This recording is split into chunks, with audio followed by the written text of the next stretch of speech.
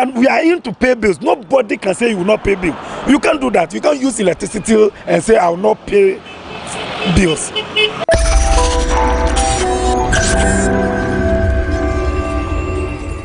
The never-ending impasse between the Electricity Company of Ghana and residents of the Krobo area for over the past 2 weeks has resulted in the cut of power supply to the entire Kroboland. Today, on this special episode of Say It Loud on GhanaWeb TV, we are in the Krobo municipality to speak to some residents and to find out from them how we got here. This is Say It Loud with me, George AEC.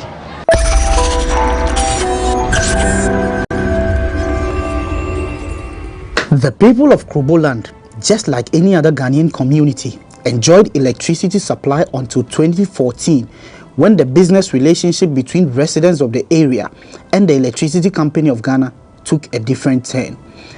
The issue that brought it up, overbilling. So from 2014 to 2017, a committee, Kofi-Addo committee, also stated that 2014, 2017, that bill should be cancelled. There is a chart with ECG also show that that bill is refencing. There is difference between cancellation and refencing. Refencing means maybe tomorrow you can bring that thing out, that this is your debt, you will pay. By my understanding, from 2018 to 2022 or 2021, they are giving 5 years period to pay. Now, our concern, major concern is, if I Nene Sakino, this house, I own a debt. I must know that maybe I own 20,000 Ghana cedi on my meter. So by giving me prepaid, maybe you will be taking 5 cedi anytime I buy prepaid. Then I know that by 1 year, that bill will be clear from the system. So that after 1 year, if you are still charging me, then I have to find out why you are doing so.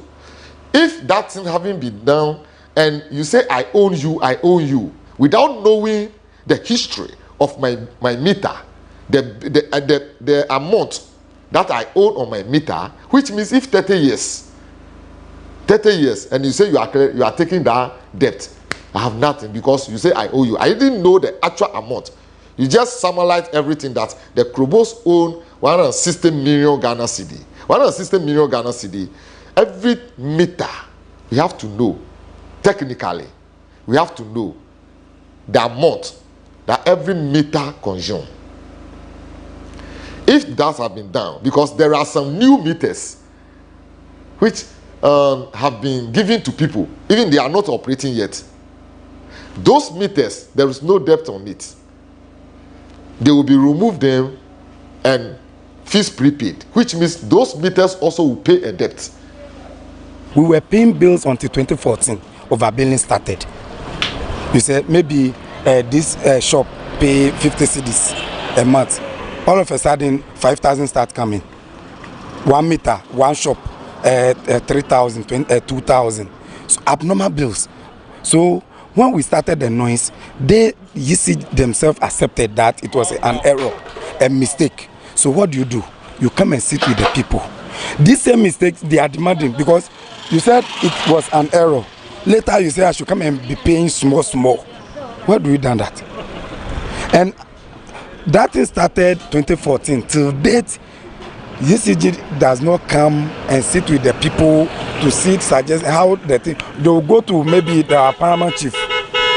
When they go to the paramount, whatever the paramount chief will say, then they took it like that. But the paramount chief doesn't, excuse me, so he doesn't pay bill for me. I am the victim. I'm your customer. UCG, you are my customer. So come to me. Since 2014, since the demonstration 2014, they stopped bringing in bills. So they accumulated the bills. Then they came and they say we should pay all. I can't pay like that. About 5 years ago, when this thing happened, it has started with overbill. So when the overbill come, we try to solve it. We couldn't.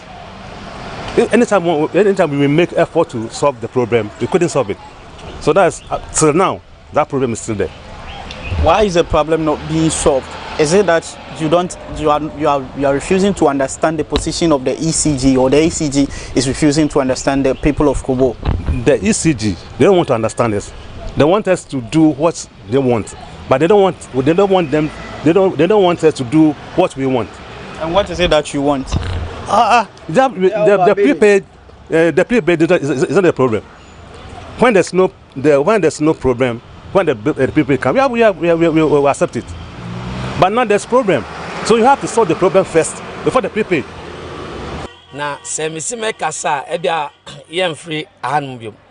People speculate that the people of Krobo do not want to pay any light bills, but the power is not our family property.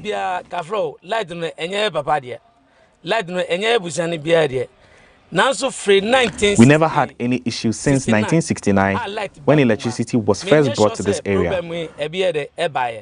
But from 2014 to 2016, we're receiving bills as much as 8,000 Ghana cedis. Imagine an old lady at home being asked to pay a bill of 8,000 Ghana cedis. So we said no. From 1969 to 2014, we have never received such bills. 1969, ever drew 2014. Let them massa. We have asked that we investigate and find a solution, but now they are insisting on introducing the prepaid meters. But we are also saying we won't accept the prepaid meters because it is a ploy to have us pay for the debt.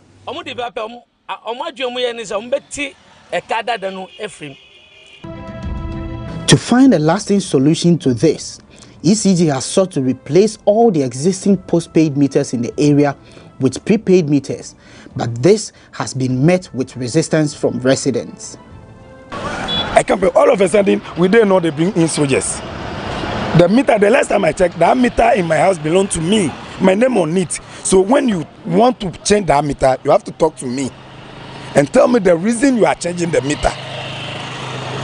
I should accept before you take it off. You can't put gun on me and say, because I saw a military man handling gun, you have to take my meter off, then you feel prepaid for me. We don't do that. They don't respect us. ECG doesn't respect us. We are in to pay bills. Nobody can say you will not pay bills. You can't do that. You can't use electricity and say I will not pay bills. We don't say that. We are paying until they started overbilling. The whole issue started with overbilling. I know a house around my house. I can take you there. They gave me 40,000 a household. 40,000. 40,000 house, not a mortuary or not a mock or maybe some company house, self-contained. He lived in the house with the wife and the kids. 40,000. He made a move to the ECG office. They said he should wait. He should be coming and be paying small. Wow. So on what principle are you refusing to accept the prepaid? Because of the overbill. That's why we don't want to accept the prepaid. You are just asking that that debt be cancelled. That's what all of us we are expecting. When the debt cancelled, when they bring the prepaid, we are going to accept it. It is the overbilling that has resulted in all of this. Before this overbilling issue, we were paying electricity bills from the Kwame Nkrumah era till date. Ever since generation, we are paying light bill. We have been paying. So when this thing started, this overbill, that caused the whole problem. Understand? Amidst security and safety concerns for their staff, ECG has cut power supply to Krobo since July 27. This has had a significantly devastating effect on both social and economic activities. Look at how people are suffering. Innocent people are suffering. Students are suffering, hospitals are suffering, and market women and myself. You see my shop, because I work with the fitters, the welders. Because of the light, my shop is down now. We are suffering because we don't have lights now and we have to use generators. We use up to 3 gallons of a petrol a day before we are able to make ends meet. It has become a problem for us in Kroboland, and we know our customers do not have money to even get haircuts. no any problem can have pan Kroboland pure so no wa you know to know one suffering. So have you increased your price? Yeah. I have now increased my prices. I used to charge about 7 cedis for a haircut, but it's now 10 cedis because of the fuel cost. You say that because of that people are not coming that as they used to. Because the money Patronage is also low because businesses have come to a halt because there's no money in the system. As a result of this, when they come, they ask for a reduction in a 10 cedi charge. So if this continues for some time, how do you envision this is going to affect you? It is already affecting you, but going forward, if the light still doesn't come, how is it going to impact you? It will greatly affect us because a lot of the folks have now relocated to villages and other towns. If the light do not come back on soon, it will greatly affect us.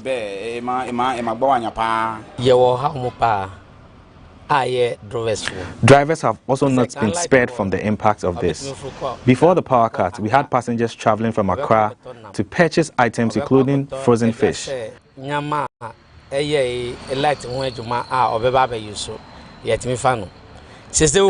we travel in empty cars. We don't get passengers to pick because they complain they do not have power to even preserve their goods.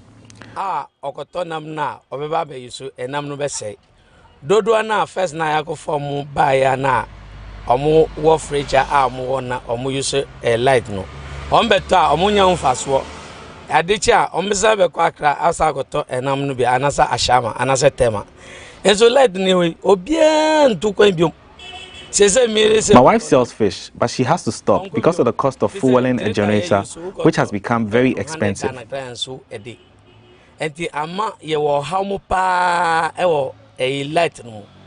You can see everywhere is dry. Nobody is around to work with. So there's problem. There's problem. Talk about your customers. I mean, how is it really affecting you? Really, it's affecting them because without the customers, we can't do anything. Without the customers, we can't work, we can't do anything. And we come and stay from morning to night, nothing is happening. Then all of us will go home and come the next day. While almost a week now, nothing is happening. When the girl I chop money, everything upset. Even our wife cries, we stop everything for us. So we need light. Yeah, immediately. Anything we solve that problem. How much do you go home with a day? Sometimes if I'm going home, I get 500, 600. Right now, if I'm going, nothing. So from 500 to zero. Yes, sir. Then you have zero. You don't get nothing. Because for 6 months, we know the job yet. The money are all finished. Yes, sir. So we back. Do you have children? Oh, really? My wife and children, they're all here. How is this situation affecting you at home? Hungry. We are hungry, seriously. We don't have anything to eat. Children will be crying. They'll go to school. They'll come back in the evening. Nothing. Daddy, where's our food? We don't have, because there's no light. We are in the darkness. From 6 o'clock, we see everybody running to go and sleep because we don't have light. So it's affecting us seriously. Not even providers of essential services have been spared from the power cut. The St. Martin de Porres Hospital in Agomenya handles over 300 patients at its OPD alone on a daily basis. The medical superintendent at the hospital, Dr. Stephen Kosi, told us how the facility has been getting by. I think since the power outage, we have been running full services 24/7. We've been running our OPD, our inpatients, our maternity has been working fully, antenatal, children's ward. We've been doing all our elective cases and emergencies. I think that we're all hoping that the power will be restored so that we can go back to using power from ECG. We as clinicians have still been working, but then as management we realized that our generator, which is a very old generator, has been working 24/7 since this outage, and the fear is that if this generator kaputs, if it goes off, then that will be the end of our clinical service, because we are a fully digital institution.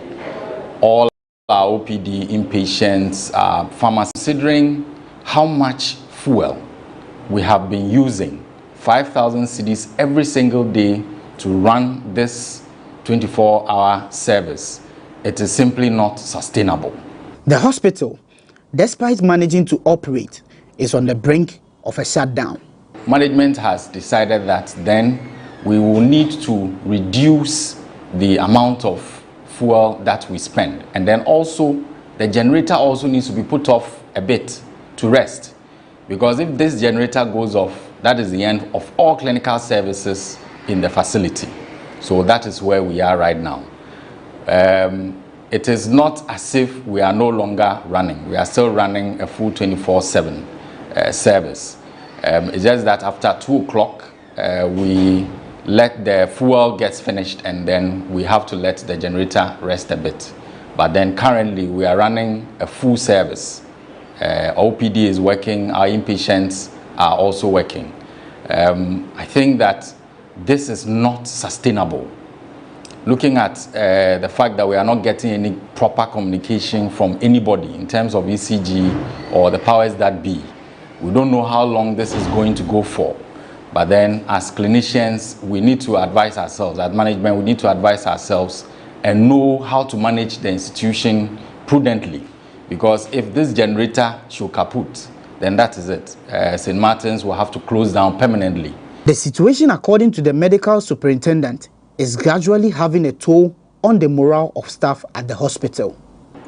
It is obvious that if you live in a community where power has been off continuously for 2 weeks, where you cannot preserve your food, where you are scared to go out after 6 p.m., then you come to work grudgingly, but then you still have to come to work.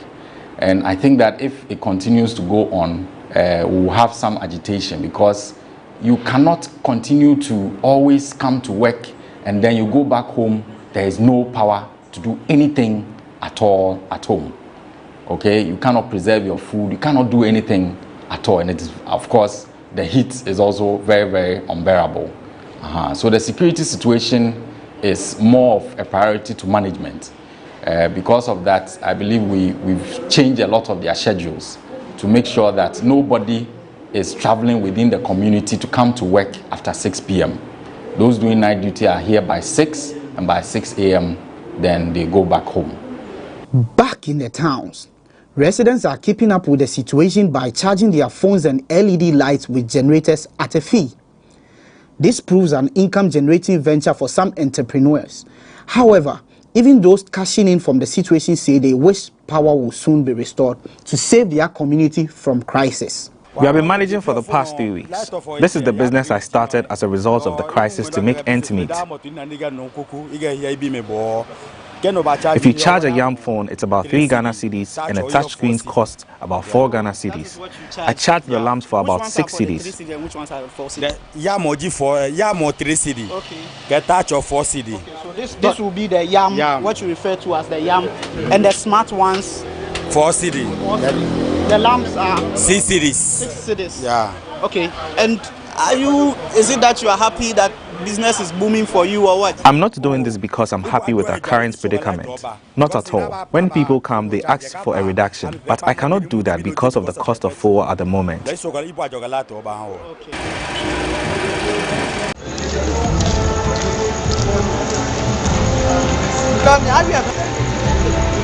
Kroboland has always been said to be shining. However, the experience in the last 2 weeks has been different for indigents and other residents, including essential service providers.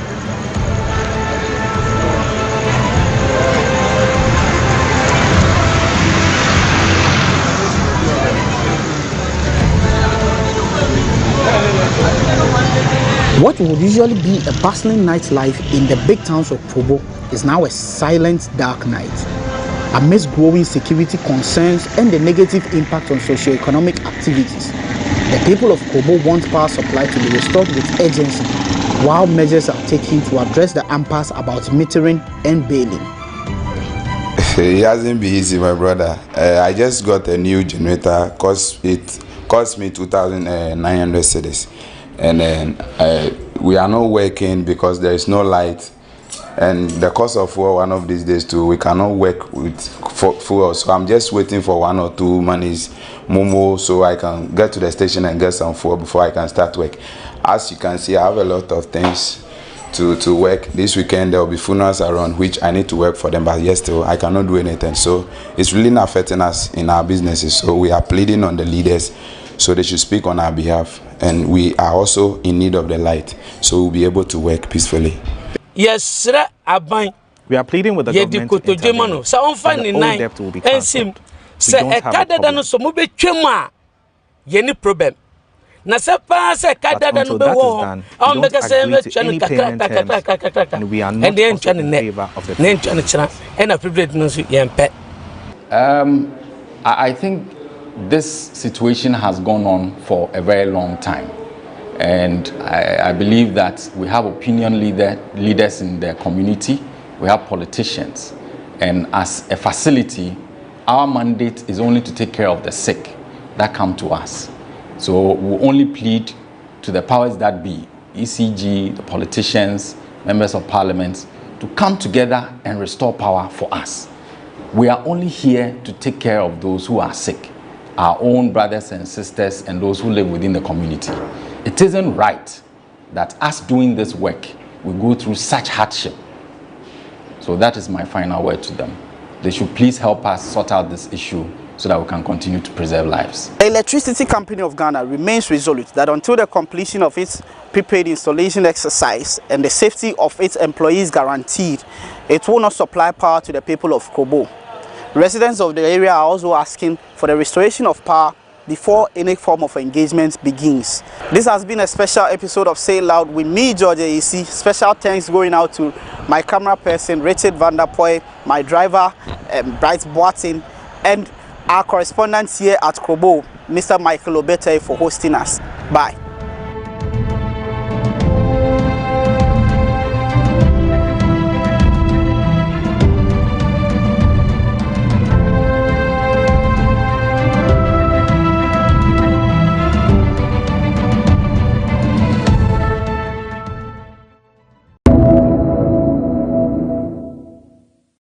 One major cause of the excessive demand for the forest is the excessive importation into the country, with the overbearing influx of foreigners in our trading sector, which our investment laws could be used to regulate.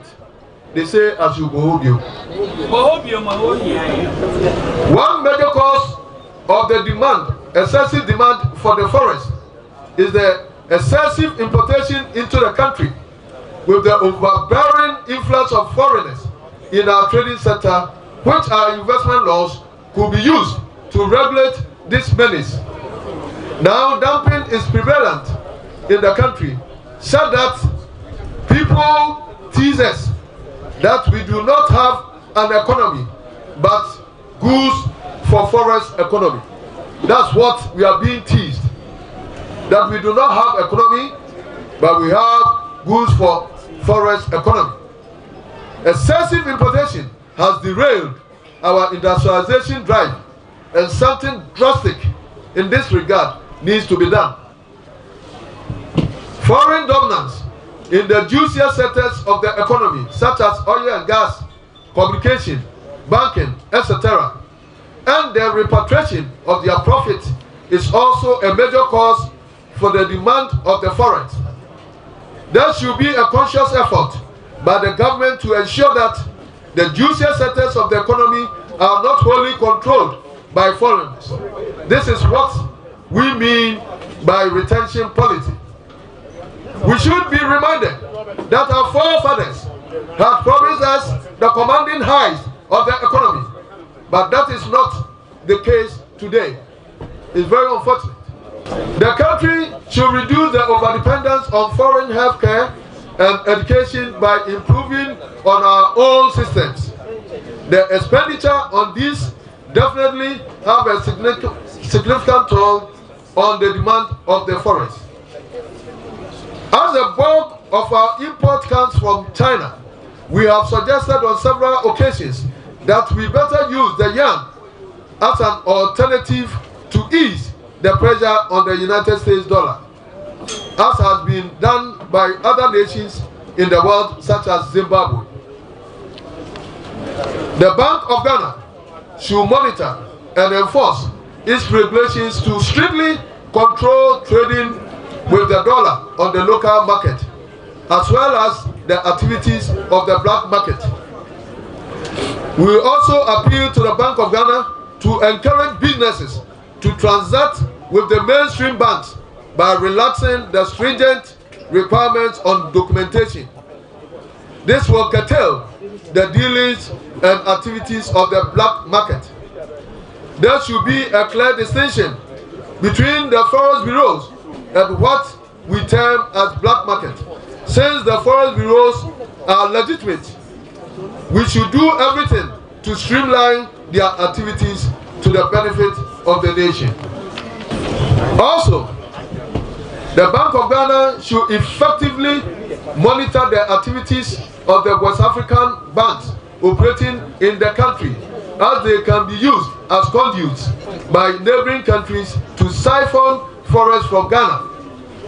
Our borders should also be strictly monitored, as people actually transport forests from our country to their countries when there is shortage of same.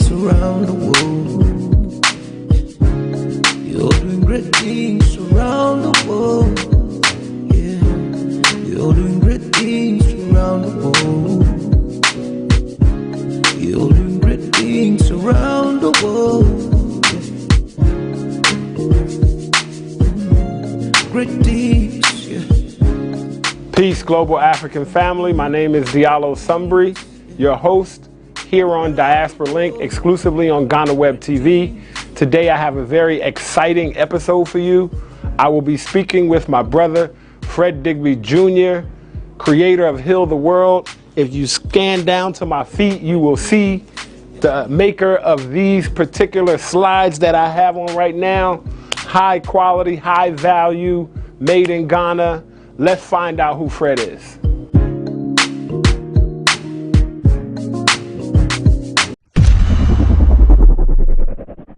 Welcome back to Diaspora Link. I am your host with the most, Diallo Sumbri.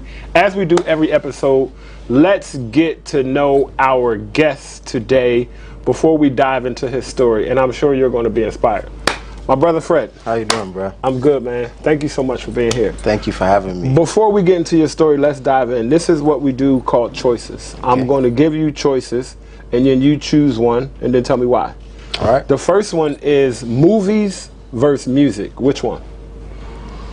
Movies versus music. If you had to choose one, which would you choose? I'll go with music now because I sleep through the movies. you know, it takes me too long to get through a movie because I have so many other things to do. So music gets me to a mood or to a place much quicker than movies would right now. I got wife, I got kids. I ain't got time for movies. You ain't got time for movies. My life is a movie, bro. Your life is a movie. You film yourself. Yes, sir. All right. Fufu versus banku. Jollof. No, that's not a choice, bro. You see, we always get these difficult people. Right. Y'all know we get these difficult. No. Fufu versus banku. If you had to choose between the two, I'd do banku because my Ewas, like the tribe I'm from, we like banku and we like tilapia, so okay. I'll do banku. So the banku is yeah, banku's a hit. It's a hit in my house. Okay, okay. You know. All right.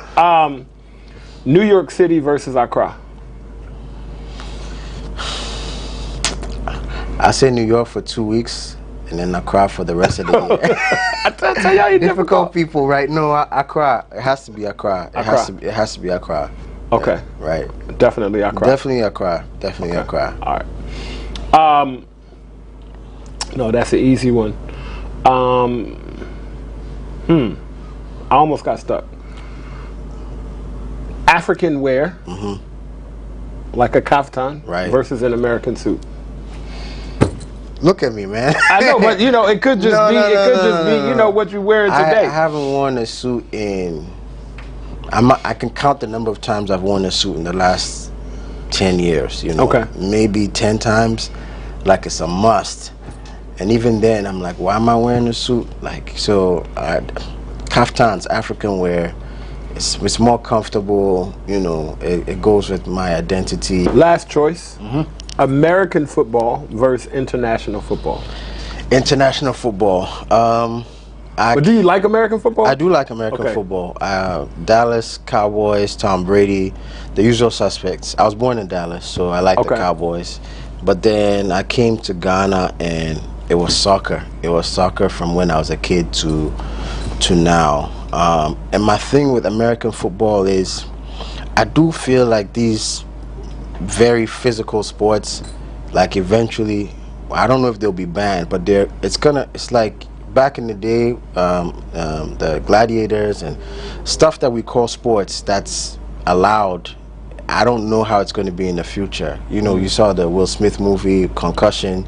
You know, so I'm on the fence. I like it, but you know, it's dangerous. It can't last forever. Yeah, I don't know. I mean, they have like 5-10 year career span, and then you got your body pays for it. Right. You know, the rest. So soccer is good. International football. International football, yes, because America's the only place to have a different football. Every place else in the world has that soccer. Right. Landed the that was choices. As you know, we play choices because we believe our choices should not separate us. Our choices should not push us further apart. But the more we understand the choices that we each make, the closer it brings us together. Now we're going to dive into our top 5. All right. So this is what we call top 5. I'm going to give you 5 categories. You give me your top. Number 1, your favorite book. It could be your favorite or a book that has had a really big impact in your life. All right. I'm going to say 2. You can only say 1. Then I'll go for The Tanning of America by Steve Stout. So it's a book that's the black people's version of The Tipping Point, because Malcolm Gladwell has The Tipping Point, which is great, but then The Tanning of America, Steve Stout was basically a music exec who's now like a marketing genius, and he found a way of bringing hip-hop into mainstream. You know, Jay-Z with HP and Chris Brown with Sprite, and it I said it changed my life, because it's like what we black people, what African Americans, whatever we're doing is relevant globally, and because we got that sauce, you know, we have that special sauce, and so The Tanning of America is all about, you know, how the sauce, and you know how it goes mainstream and how people make money off it and how we can make money off it too. So The Tanning of America by Steve Stout. I'm still trying to meet him. The Tanning of America by Steve Stout. If you haven't read it, get it. I'm gonna go on Amazon and order it, because it's not in my library, but it will soon be. No, it's a great book. It's a great next one. Right. Favorite food. It could be a dish or kind of food, like soul food, or it could be pizza. Okay. If you only had to choose one, what is it? I like these first 2 options, but I'll stick to jollof chicken and plantain.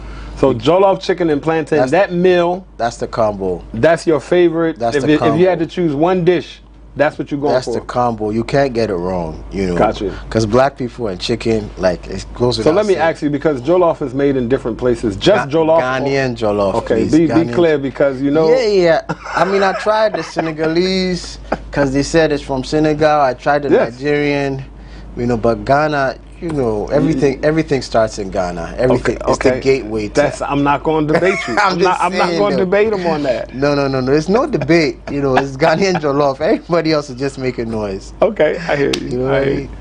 Favorite sport? Basketball. I love basketball because even though I'm older now, it's the one sport where you get instant gratification. Every time the ball goes in the net, get endorphins, and you get a little adrenaline rush, and then you want to do it over and over again, right? As opposed to maybe running a 20K or doing a sprint or doing something else. So basketball, I hurt my leg the other day about 2 months ago, but I can still shoot. So I don't still play. Yeah, I can still shoot. So basketball is still my favorite sport. Yeah, basketball. Yes, got you. Great reasons too. Favorite place to vacation? It could be a place that you've already been, or a place that you want to go. Vacation. Now I have to think about it. I haven't taken one in a long time. Same, brother. We travel, we go to nice places, but it's never quite a vacation. So if it's a place that you haven't been, just a place that when you take your wife and your boys and you want to go there, and it's the place where you want to go, turn your phone off and be there for a real vacation, not one of our vacations where after 2 days we back on our phone and laptop. I wanted to say one of those exotic places like Bali or Sao Tome, but if I think about my setup, Disneyland. I'm not playing because my boys will love it. Yeah. And there's a lot of activity, and I think they'll love it. I think I loved it when I was a kid. Right. And so I would love to. That would legit be a vacation because it's Disneyland. Anywhere else you'd be thinking about business opportunities and sightseeing, but if you're out hanging out with Mickey Mouse, there's not much. You on vacation? Yeah, you know what I mean. So Disneyland would be cool. Okay. I'd love to go to Disneyland with my family. Last one is your favorite musical artist across all genres. If you only had to pick one artist, choose one. Wow. Now and we know that changes, right? Tomorrow might be different, but for right now on set, you get to choose one. Wow. This is gonna take a while because now I have to stop and think about it. No, we ain't gonna give you that much time because favorite musical artist right now. It could just be your favorite right now. Okay, I think I would say Kendrick Lamar. Kendrick. It's not because of anything recent. It's because of that one song he did, High Power, like 10 years ago. And I haven't heard a song like that since. And he was new, and he was just spitting game. So I would say for right now, this Ghanaian afternoon, in an hour it could be somebody else. But for right now, I'm gonna go with Kendrick just for that one song. No problem. High Power. We appreciate it. All right. That's our top 5. Top 5 is a wonderful way to find out something about somebody. It could be a total stranger you're sitting next to on a plane, in the airport. As black people, as we move around the diaspora, it's important for us to say hello. It's important for us to find out who we're sitting next to. It's important for us to network. And top 5 is a wonderful way to do that. Now, let's get into this story and find out who this brother is. Great things, around the world. We are back on Diaspora Link with our guest, Fred Digby. We found out about some choices of his. We found out about his top 5. Now let's get into the story and find out about this brother's journey. My brother, first of all, I need the camera to pan down to my feet. Do you see my feet? Are we getting a close-up? Because we are going to talk about where this brother is now and his shoe company, Heal the World. We're going to go back to see where he started from, but I just needed you all to see these custom slides that came from this brother. All right, let me just... Let's get it. Let's get it. All right, so you were born in the U.S. You were born in Dallas. Talk to me about your family. Where's your family from? Your family is Ghanaian. Somehow they got to the U.S. You were born there and you made it back. Walk us through kind of your family's journey and then you through high school, college. Okay, I'll do my best to tell you about my family before I was born. So my dad is a lawyer turned pastor. His name is Reverend Dr. Fred Digby. So I'm Fred Digby Jr.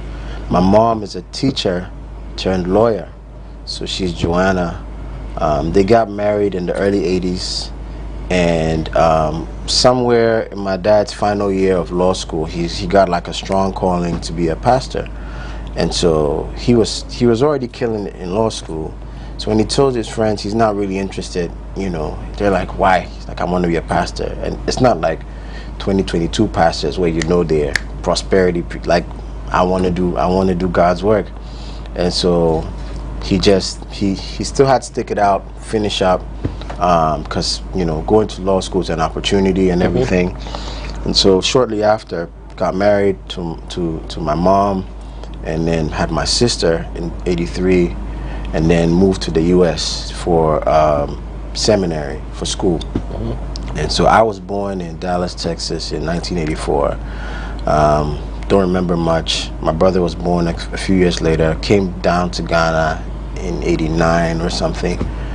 And so like 5 years old was your first time in Ghana. Right. So then do you have any memories whether it's sight, smells, colors about your first time in Ghana at 5 years old? I do. I remember chickens at the airport. I remember seeing chickens at the airport and being scared. You can't cuss on here, but I was scared, you know. I was scared of chickens. This is Ghana Airways days. This is Ghana Airways days, and so I remember chickens. It just scared me. They were just very unstable.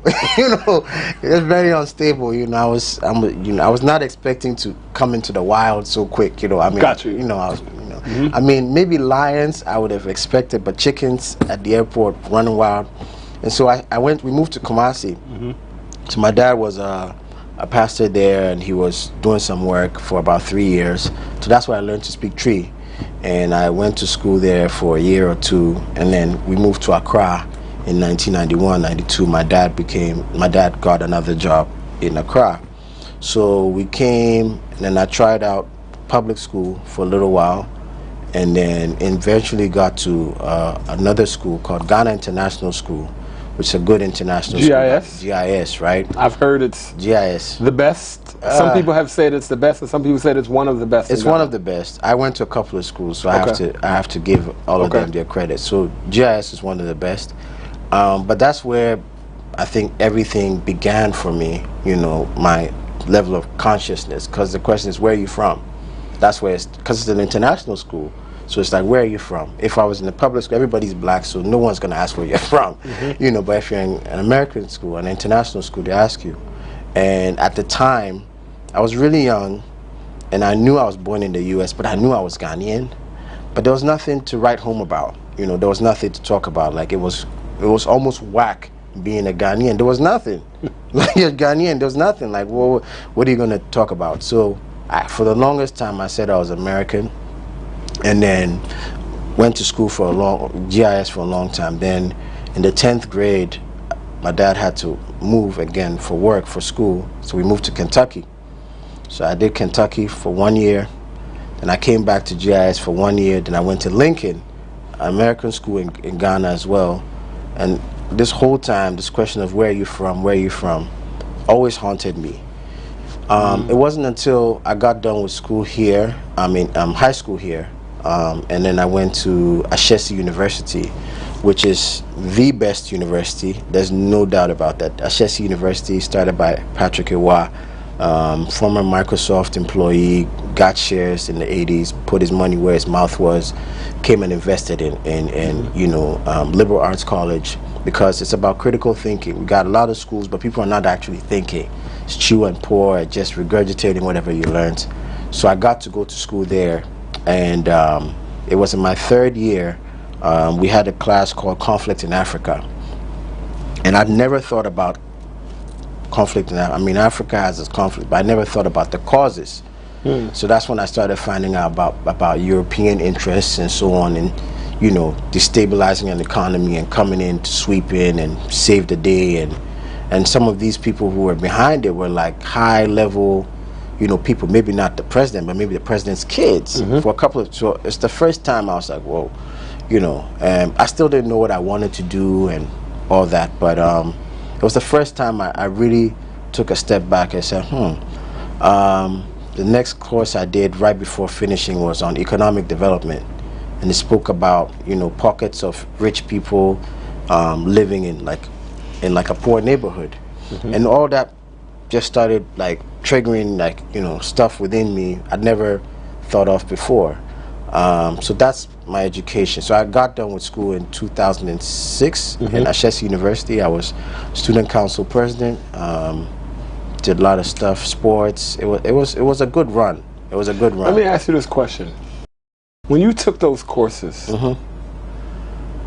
did you start to connect dots from Dallas to Kumasi to Accra to Kentucky? Like, did things kind of start from GIS in these private schools, your time in public school? Did things start to kind of make sense and you begin to say, okay, maybe I understand why and how this and that? I didn't quite understand everything, but you know, I think everything happens for a reason, right? And I don't know why I kept moving around so much, but then I still had the same like burning like feeling. I don't even know how to describe it. But the questions, the stuff I learned in school in Ashesi, like just, you know, one question like who benefits when Africa is in trouble? Like just that one, just one question just triggered me, and I would say ever since that's the question I've been trying to answer in my own way.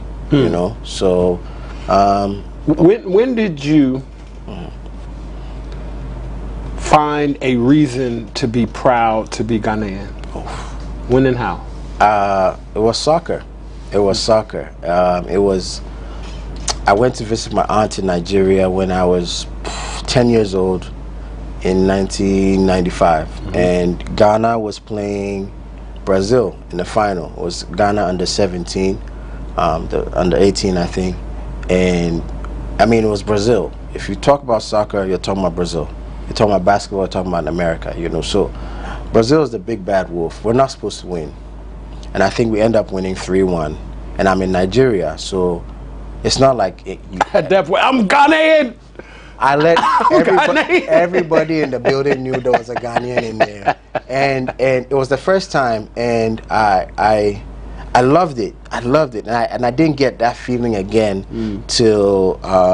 maybe 10 years later when Ghana, or 12 years later, when Ghana played Uruguay.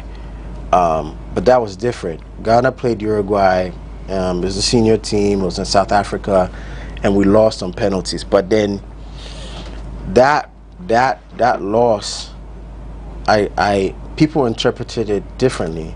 People took it personally, but I was like, so I thought like, so we could have been great. You know, if we had won, we would have been great, would have been. And I just watched the euphoria in the country, and I just like, so Ghanaians or Africans actually want to be great. They're not poor, third world, you know. Just look around, like you have shoe shine boys and barbers using iPhones, you know, taxi drivers, you know, on Instagram.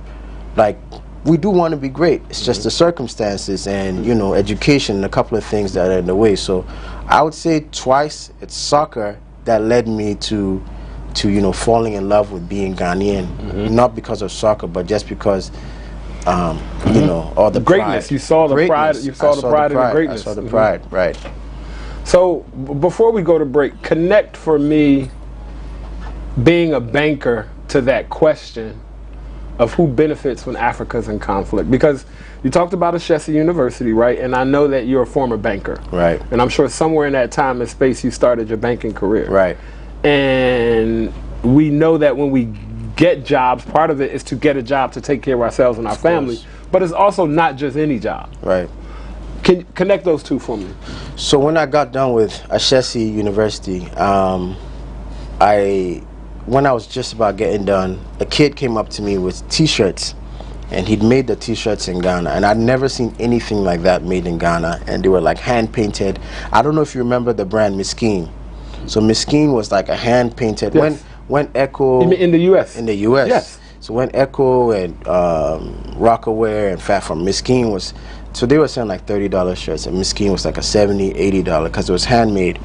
And I saw this kid making them with this. And it was a Ghanaian? A Ghanaian. Wow, I didn't know that. Anansi, right? That's the boy's nickname. Anansi is like Ghana's Spider-Man. Anyways, and I'd never seen anything like that in Ghana. I was like, and I was like, this could sell anywhere. And so that was my first like this is something here that can do well anywhere. And so I was 22 years old. I went over to Register General. I'm like, I'm going to start a company called Made in Ghana. And they're like, no, you can't have it. I'm like, why? They're like, because you can't have it. You know? So I'm like, can I have manufactured in Ghana? They're like, you can have it. And so as it stands, I'm 37 now, and I have my friends, and I have a company called Manufactured in Ghana. And that's, it's crazy because no developed country will give a 22-year-old, you know, manufactured in the US. Like there's too much IP, there's too much pride. But that just shows how low we thought of ourselves 15 years ago. That they would give that away. That they would give that away. So, so yeah, so that was in 2006. So then I left.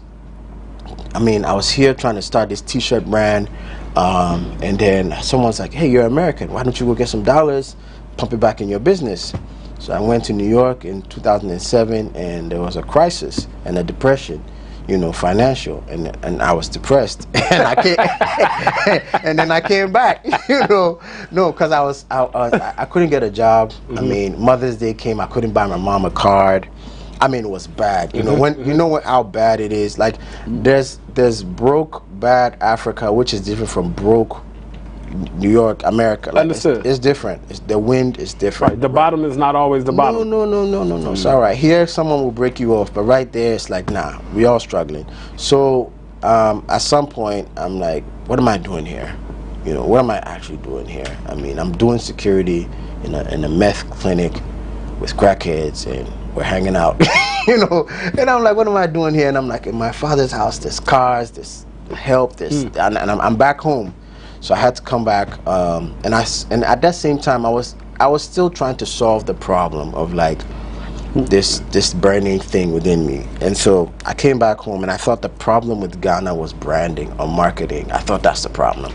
So then I joined an ad agency, an international one called Ogilvy, and unfortunately, I didn't learn as much as I could have or I should have. Maybe it was me, maybe it was them. I'll say it was me. I was really young, and I just needed the right mentorship, and it wasn't there. So I'm like, you know what? If this isn't working out, all this self-exploration stuff, let me get some money. Let me go work in a bank. There we go. So hold on, let me stop you right there. Because the bank is a good place to get money. Yes, sir. Legally. Okay? Right. Legally. We're going to take a small break and come right back and finish the story.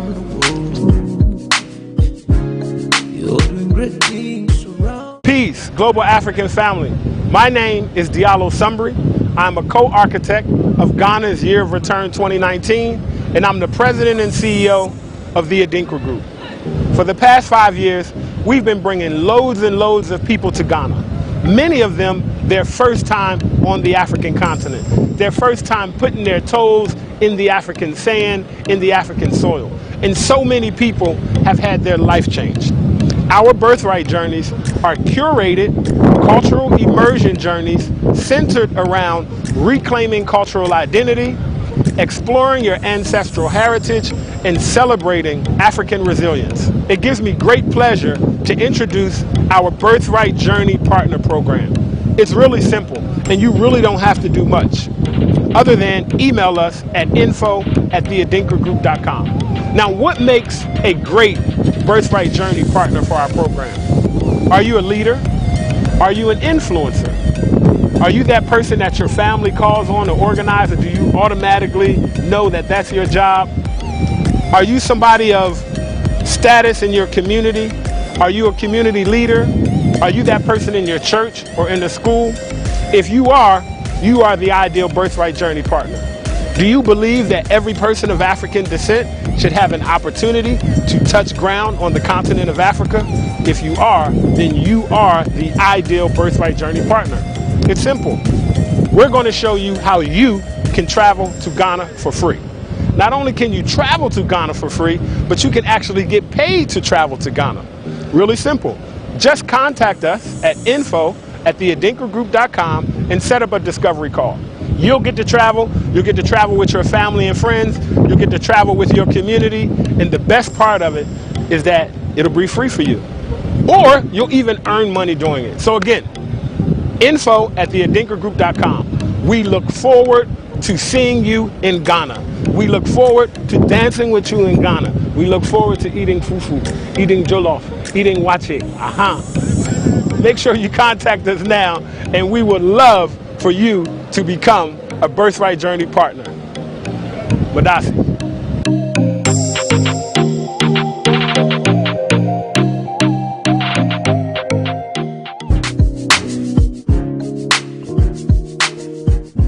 And we are back with our interview. We're going to jump right back in. So you needed to get some bread. I know I had this part of my life and I was like, I don't want to do this. I just need to get some bread. Yes. So you went to the bank. So I did go for one bank interview.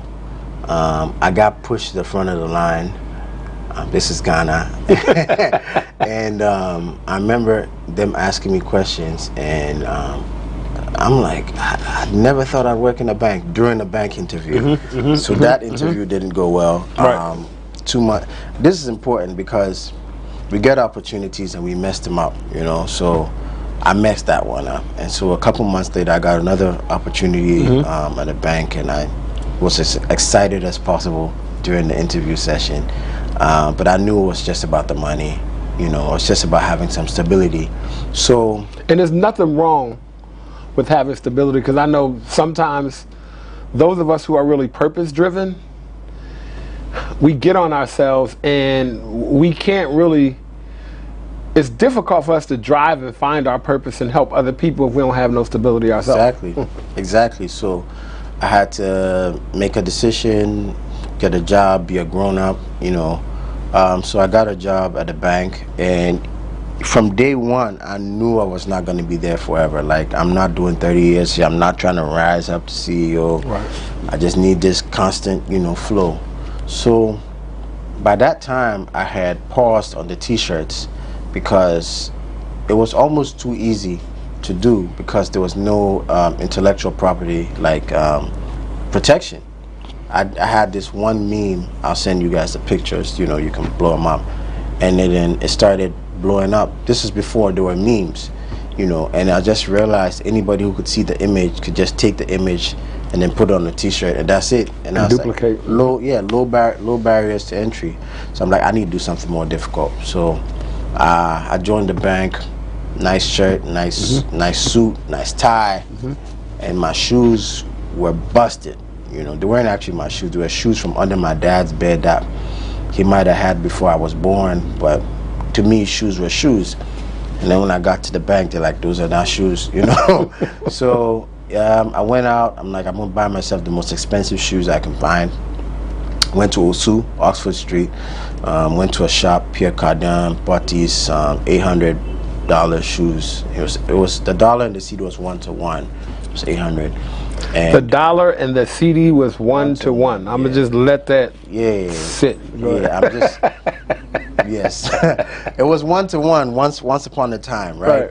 And so we bought the shoes, and then I don't know, maybe it's because my dad's a pastor. I had like so I saw a shoe shine boy walking past the boutique window, and then like the light hit him, and I had like a hallelujah moment. So like I'm holding the shoes, I see the shoe shine boy, I'm like, you know, I had an epiphany. So I run out, I'm like, can you make these shoes here? He's like, no, I can't make these shoes here. I said, why? He said, can never make these shoes here. I'm like, can we? He said, my brother, we can never make these shoes here. I was like, no reason other than just that we can't. No. So then I thought, he doesn't go to school, he doesn't know anything. I'm like, let me ask my colleagues at work. Same thing. Can't make this here. Can never make the shoes here. Ask my auntie, can't make it here. Ask my girlfriend, now my ex-girlfriend, can't make this here. Let me stop you for a minute, because no one's giving a reason other than just that you can't. No one is breaking down the problem. They're just you can't make it, right? So then I go online and I'm like, let me just go find about these shoes.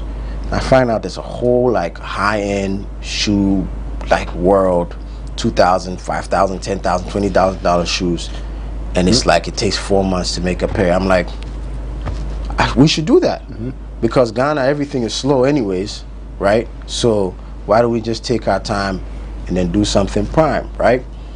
So I'm still thinking about this. I don't know anything about shoes, by the way, at the time, but I'm like, that is my incentive, because I don't want to have to know about something to start it or to try.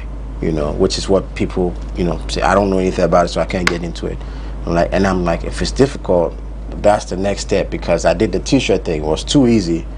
And I'm gonna do something. So right now you're on a journey and you're being led towards something. And all of these stops are things that are pushing you to the next thing, the next thing, the next thing. Exactly. So I'm thinking, okay, what happens if this works out? Like, we make these great shoes and they're sold for thousands of dollars. I'm still in Ghana.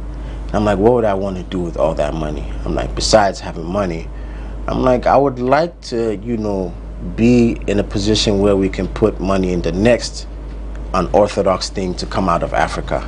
You know, the next thing that's impossible from Africa. So that's how come we came up with the name Heal the World, which H-E-E-L, because we're making shoes. We wanted them to go global, but we wanted to be a conduit for other innovative, you know, unorthodox things from Africa. So we wanted to, you know, give a portion of what we're doing towards that.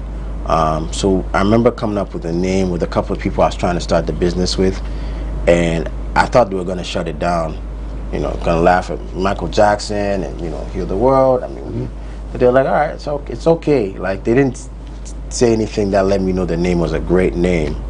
And then, you know, I read a book, 4 Steps to Epiphany by Steve Blank. And he's got this thing in there called MVP, minimum viable product. And what you do is you have this big dream, this vision, this goal, but you have to have something that works. You have to start somewhere and prove that works, and then take it to the next level. So that's what MVP is, minimum viable product. Like, what's the least I got to do right now to prove something works? And because when I started off, I remember, because I wanted to make $1 million shoes, I was working on like a shoe box for like 4 months. And then after like 4 months, my partner at the time, my business partner at the time, it's like, yo, your shoe box looks like a coffin, bro. Like, so let me ask you this. Everybody said it's impossible.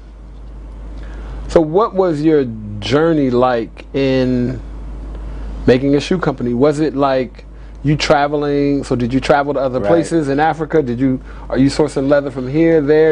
Are you like, or is it just on YouTube or looking at videos, you know, meeting with craftsmen? What is? I mean, first off, I'm working in a bank, and so I'm not as mobile. You're doing your 9 to 5, I'm doing and then my your 5 to 9. My 5 to 9. So what happens is, there's a young guy who's coming in to the bank every day selling jerseys during the World Cup, and I loved his consistency and his professionalism. And I'd done some work with his brother before, but I'm like, this guy's serious. So I'm like, I had the brain, I had the money, I didn't have the legs. So I partnered with him to help me do some groundwork. Groundwork means finding materials, finding shoemakers, testing them, photo shoots, just all that stuff that I couldn't do because I didn't have the time. And so that took probably 18 months. And then by the 18th month, it's almost December. And I'm like, you know how December is in Ghana. Like, if it's gonna pop off, it gotta pop off. It gotta pop off. So I'm like, yo, this thing is not ready, but it needs to come out now. Right. And we'll wing it. We'll wing it as it goes. So we end up doing our first photo shoot at the African Region Hotel. It's not too far from here. Great, run by this great guy, Chief. And had like a beautiful African like setup and the carvings and everything, and people had never seen that before on social media, like in Ghana. Like, it's just an African brand, you know, had so much attitude. The shoes were awful, but there was so much attitude. No, shoes were awful. Like, they were only for the shoot. You couldn't actually walk in them. Did you attempt to explore other African countries? Like, in your research, did you look up other African countries? Did you visit any to see if anybody else in Africa was making shoes, or it was just like Ghana? I did check out, I did research on them, but I was so on MVP, like, don't get carried away watching what someone else is doing. That might even discourage you. It's like, what can you do with what you have? Start with what you have.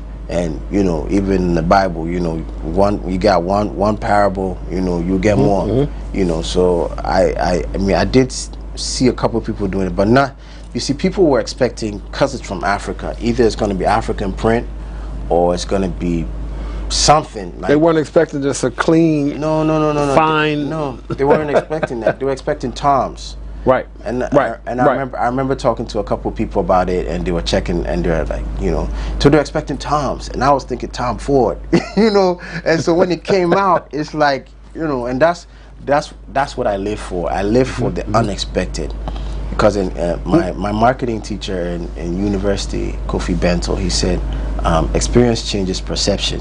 And for me, Africa, the biggest issue is perception. Right. That's the biggest thing. Like you coming down here and everything, like an experience is actually very factual. Experience is changing perception. Yeah.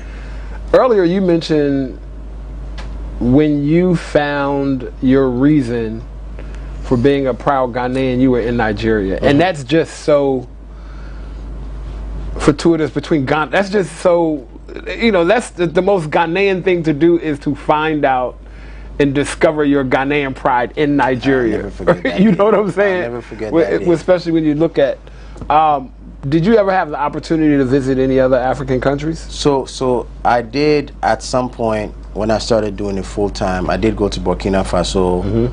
I did go to Ethiopia. Okay.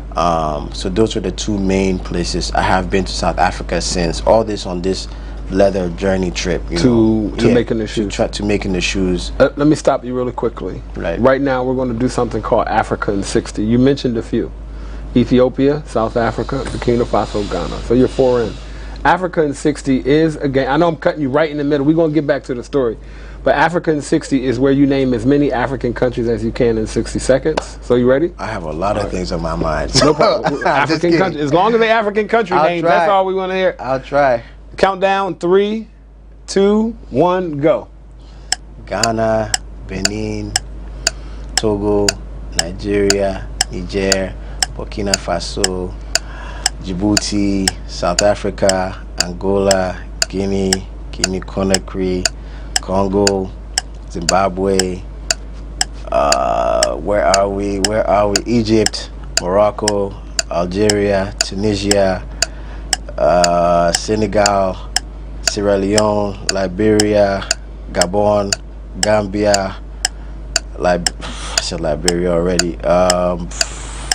Man, where are the other African countries? Did I say Ethiopia already? Sao Tome, Sudan, where are these other African Tanzania, Uganda, Kenya, Rwanda. Where are we? Where are these other African countries? Oh my God, I'm like done. How many have I got so far? 20. That's it. You got 29. I got 29. 29 is good, bro. 29 is not bad. 29 is good. 29 is not bad. You was on the road. What's the most? I think the most might have been like 35.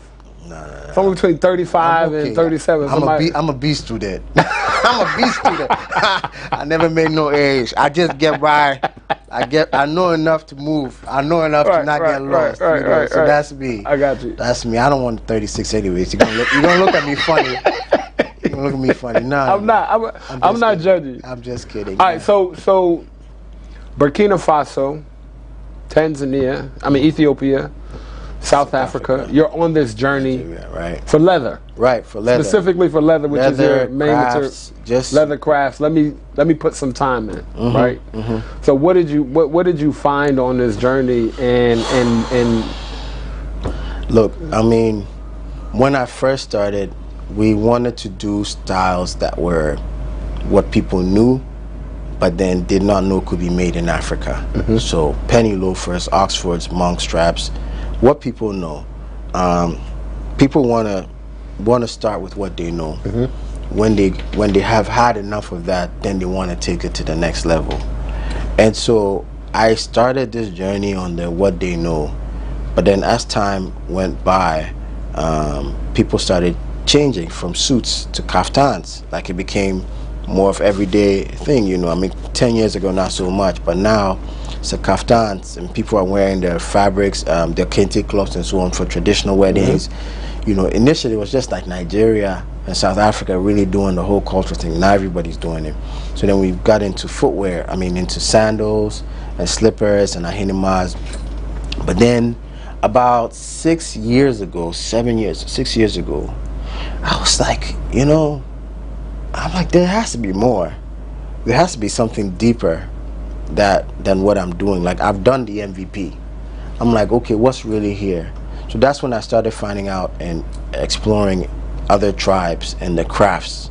You know, these Tuareg, you know, craftsmen, and these, you know, the Malians are really great with leather, and they got their own signature. And then we have people in villages hand stitching, and it's like that's what they do. They don't know anything about no machines. This hand stitching, this is going to be, you know, run from generation to generation, like heirlooms.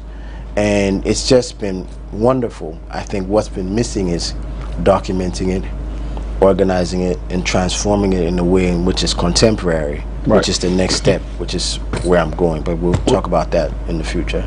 Like, we'll talk about that soon. Right. So that you just created the segue. So the next question is, so you've been running your company for about 10 years. About 10 years. 10 years, right. And it's going well? Yes, right? It's going well. It's going well. It's going well. You've been featured on CNN, you've been BBC. In magazines, BBC, you've done that. Are the majority of your customers Ghanaian? So we have certain products that do very well in Ghana. Shoes you're wearing, the half shoes, the slippers, the sandals, loafers. We have these sneakers and, you know, Croc and exotic that do well outside, because you know our people, African American, we like them different. You know? We like them different. You know, they might, because the African Americans, the diaspora, want stuff they can wear there. You know, that they don't have to stick out like a sore thumb on Wall Street. So we have so it does quite well, both sides. Right now I'm really focusing on the diaspora, because I think there's a deeper appreciation for what's made on the continent. Yes. You know, as well, and this has always been done for the diaspora, because just in Africa, in America, African Americans spend $30 billion annually on luxury products, and out of that, I would say 98% are like European or American. Now, not only do you give them money, you give them credibility. You know what I mean? And you give their heritage and their culture, you magnify it. You know, so for me, I'm focusing on connecting more with the diaspora and whatnot, because it's not just about the money, it's about the pride as well. You know, you travel, so hey, like nice shoes, nice that, and you're like, yeah, we got them made here. Right. So first they don't even think it can be made there, and then it's fly, and then it's it's the sauce. There's something African Americans and, you know, diaspora have that is called the magnifier effect. We might not have the numbers or the spending power, purchasing power that the Europeans or the white people have, or the white Americans have, but how to make things hot and fly and viral. We run the world. You know? And so I feel like that's something we need to tap into. Right. You know, we need to convert all that energy back towards Africa. You can be in the U.S. You might not be ready to make a trip down here, but you can get your stuff made down here. But you can get it made and have it shipped. Yeah, let me ask you this, because we're running out of time. So as we wrap up, how important was a campaign like the Year of Return, and how important is that kind of thing, not only for Ghana but for all of Africa, for young entrepreneurs like yourself who are focused on made in Africa products that are luxury, right? Because you're not saying, like in your business plans, you're not saying we want to make the least expensive shoe. No. Right? We want to make high quality luxury materials, brand that people who appreciate value and quality will spend, will spend on. The African man is, or the African, or black people, we like value for money. We're not cheap. Like even someone who doesn't have money will still want Gucci. When I was doing security in New York, my colleague was buying Jordans for his baby. It's not about if we have or if we don't have. We still like that. It's in our DNA. We still like it. Now back to this question. I didn't even let you land because I wanted to just tell you, in my experience, the Year of Return is the greatest event, the greatest event maybe ever done in Ghana or even Africa. Because even though it only started in Ghana, it's had a trigger effect. I mean, and this was done by us. This was not done by the United Nations or, you know, started with you, birthed in you 20 years ago, and then you just put in the work. All the policies and all the politics and then all the meetings and like what are we actually doing, and then $3 billion later, you know, in this small African country, Africa's growing. And I feel like it's so for me, I started my Year of Return thing in, well, it wasn't called the Year of Return. I started my journey with that in 2017. I started working on a brand called M. Musa for Mansa Musa, right? And this is like, I just saw all these other brands, Goyard and all these other ones selling for ridiculous prices. I'm like, and they're all based on heritage. And our heritage in Africa, we have the wealthiest man ever, and nobody talking about him. You know, Mansa Musa, worth $400 billion, controlled half of the world's gold and salt. I mean, we talking crazy, and nobody talks about him. Everybody talking about Bill Gates and if you're going to have a luxury brand, Mansa Musa is actually a very dope name, bro. So in 2017, I'm like, this is what I need to do. So I started working on it in 2017, outdoored it in 2018, and then like 3 weeks later, Black Panther came out, and then a couple of weeks later, they said Ryan Coogler and Michael B. Jordan working on a Mansa Musa movie. So this is 2018. Then in 2019, Year of Return. The stars are aligned. Like, I was like, you know, and I remember when I was working on it, I remember meeting this top fashion executive. She had a magazine, it's Vogue or one of them. And I remember meeting her with one of my products, and she's like, how much? And at the time, it was cheap. It was $7,000. I say it's cheap. I'll explain. And she's like, you know, she's a white lady. She's like, oh, it's expensive. You know, like, and I'm just like, it's $7,000. You know, because you see the LV bag for 3 or 5, and it's not even close in terms of, you know, quality craftsmanship. You know, not even close, and it's $5,000. And I'm not, and at that point, I'm like, this is Mansa Musa. It's our greatest African heritage thing. If we don't price it accordingly, nobody's going to. If we don't respect ourselves, nobody's going to respect us. So for me, for Year of Return, all the people coming down here, yes, there were parties, there were cultural experiences, there were trips to Cape Coast, everything, but it was like all that money that was spent on the ground in Ghana, all the jobs, all the connections, all the relationships made. You know, like Ghana has never seen anything like that before. People come down for Christmas, but this is different. This was the people came down to connect.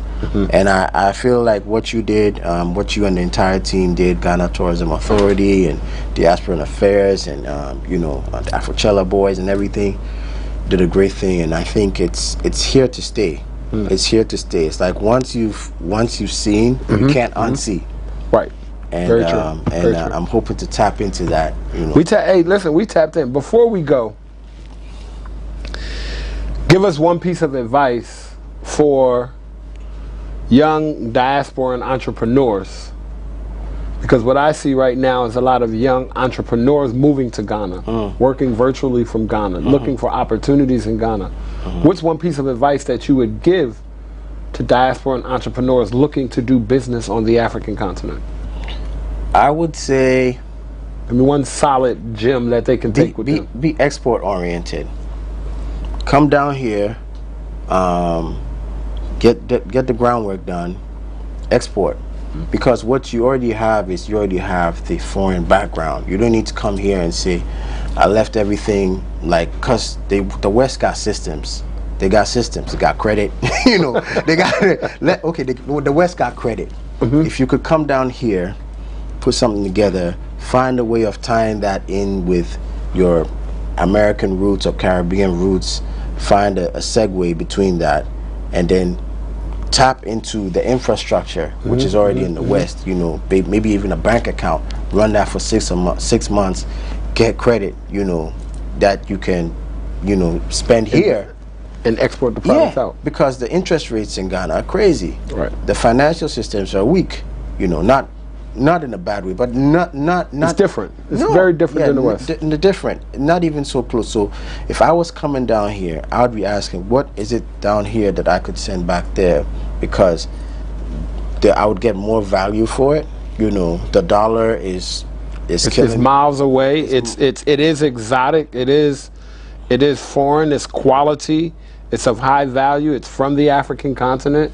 You're going to be able to sell it for a higher price point in the U.S. All of these things. You can leverage off your credit in the U.S. You know, and that's what I would do. So that's one thing I would say people should do. That's something I'm also looking into doing. And just come down here, and there's only one of you. You're only one of one, and don't worry about what everybody else is doing. Do yours. Do it your way. We got social media. We got tech. Build your community, and just let God just make everything come together. You know, don't be scared. Like what are you doing in the U.S.? Don't be scared. Don't be scared. Don't be scared. My brother. Yes, sir. Man, we could talk forever. I appreciate you. You just dropped off some gems. Each of us is a one of one. Drink water and mind your business. That's what you should do when you come here. Drink water and mind your business. Literally mind your business. Right. Stay focused on it. We want to thank our guest, Fred Digby Jr. for coming. I want to thank him for the shoes. You're going to see more and hear more about Heal the World from me directly, because I already seen the pictures and I'm copping a pair of everything because I like to stay flying fresh too. And now that I know I could do that on my feet, and an African brand from Ghana, it's over. It's a wrap. Thank y'all for tuning in. Make sure you follow Heal the World. Join us next week on Diaspora Link. Peace.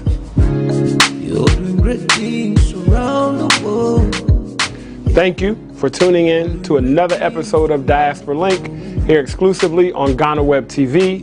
Diallo Sumbri, your host. I really hope you enjoyed our conversation today with my brother, Fred Digby Jr. I hope you understand the importance of manufacturing our own products on the continent of Africa and exporting our high value, high quality to the rest of the world. Today we're going to leave you with a proverb, as we do every week, to share some ancestral wisdom. Today's proverb is, one hand can never lift a heavy load. I'll say that again. One hand can never lift a heavy load.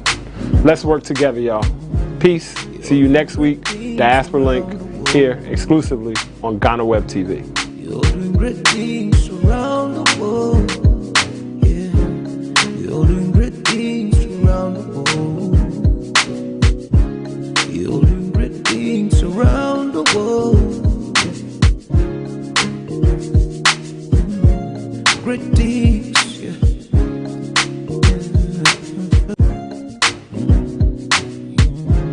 You're doing great things around the world.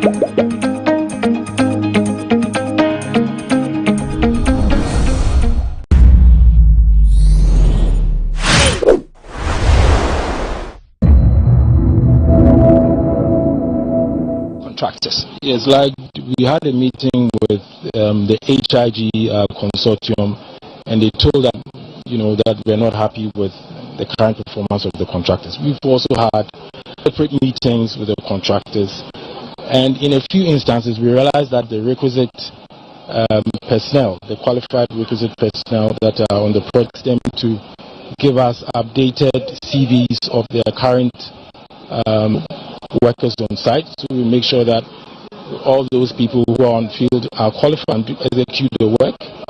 And we've also discussed with them things they should put in place for the works to speed up. Like I just earlier, conversation about procurement of materials and we hope that this should, help speed up. Of course, we've also cautioned them that we won't hesitate to write termination letter.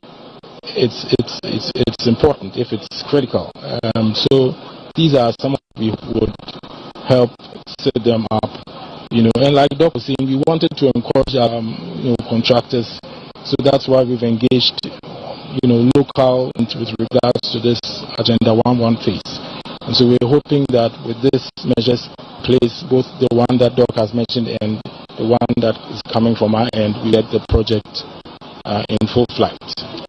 Okay, so Kweku, Doctor in with me, and so is Mr. Charles Kweku will also stay with me. But George, I'm sorry about that. Now, if you're just watching us, this is the Ministry of Information Production with a live coverage of President Akufo-Addo's tour of the Upper West region. Today, Addo has made a stopover at the Wa Shopping Center, where he inspected the ongoing process. He is currently in the Isa district, where he is being held with the Deba of the chiefs and elders of the Isa district. After that, and his entourage will drive here to the Isa side of the agenda, where he's going to be briefed on progress of work and also processes that are going to unfold after his visit today to ensure that this is completed within the timelines. We've been speaking with Dr. Insiasare. He's been telling us that he's not too excited about the progress of work here on this. He believes that with the president's visit, it will whip up interest so that we'll get to work and complete the process. Dr. Insiasare again tells us that this office is going to be organizing a meeting between them and the project consultants together with the contractors going forward to ensure that particular local contractors who are involved in this, when we say local contractors, we're talking about indigenous Ghanaian contractors, after receiving their 10% mobilization fees more effectively than this, so that Agenda 111 can be 111 of such projects taking place in our country. And up to Dr. Insiasare, because beyond this particular one that he has clear on, before we came here, you showed me some pictures of some that in your view are doing very well. If you could just give us a brief of these projects, where they are, and what the other contractors can lend other persons whose projects appear to be doing better than theirs. Up north, in the Upper East region, if you go to Garu, you go to Binduri, a lot of the work going on there is fantastic. And go to where we went to yesterday at Lambusi, and we have also been receiving pictures from other zones. Work is going on. Some of them have reached lintel level. Some of them are even about to roof. And now, not what we are seeing here today, that is mainly the substructure is not even finished. By now, the substructure should have been finished. The pillar up, and then even some of them have reached lintel level. That's what we want to see. The add quickly, there are some of the local contractors who have also gone very high. If you go to Biru, they are foreign contractors. Even areas where they started work, as late as see the amount of work that they've done when we met the consultants last week Wednesday, it's fantastic. And that's the way that we have to go. The press wisdom wants the local content to be deepened. And I believe that if the local listening to me today, we'll be going around, even after the president has finished, we'll be going around of the consultants regularly to make sure that we whip everybody. As the consultant said, if we are not doing very well, we will not shy away letter and give it to the other people. As I speak now, over 220 collected their mobilization, 10% mobilization. So any contractor who has mobilization, if he's not on site, it means he's not interested in the work. Period. Right. You should also have gone further than what we are doing. So I want the contractors today that those who have maybe received some warning letters and all this to the site, those who have not received and they are doing well, they should continue in there. But we are not going to sit down until this project is completed. Okay, so when it comes to finances, beyond the 10% mobilization, is there a specific or a certain kind of model you work with to provide these contractors with the that they need for purposes of executing these projects? It's in construction. You're giving 10% mobilization, you work over and above the 10%, you interim payment certificate, and then you are paid. I think we have paid another interim payment certificate, those who are doing very well. If you bring it, consultants look at it, it goes of the job that's a hospital infrastructure group, comes to the office of the, and then you'll be giving your money. So far, anybody who has presented a certificate, as we speak, paid. So we believe work, and once you work very fast, and then you bring your certificate for you to continue. And some of them are doing very well, fantastically well. Some people even got their mobilization, and after the mobilization, they push it into the work, and the work. So is that essentially Dr. Siasari is saying, if I get him right, that determines your input. So when you put out, then you receive the EF to be able to continue with the work.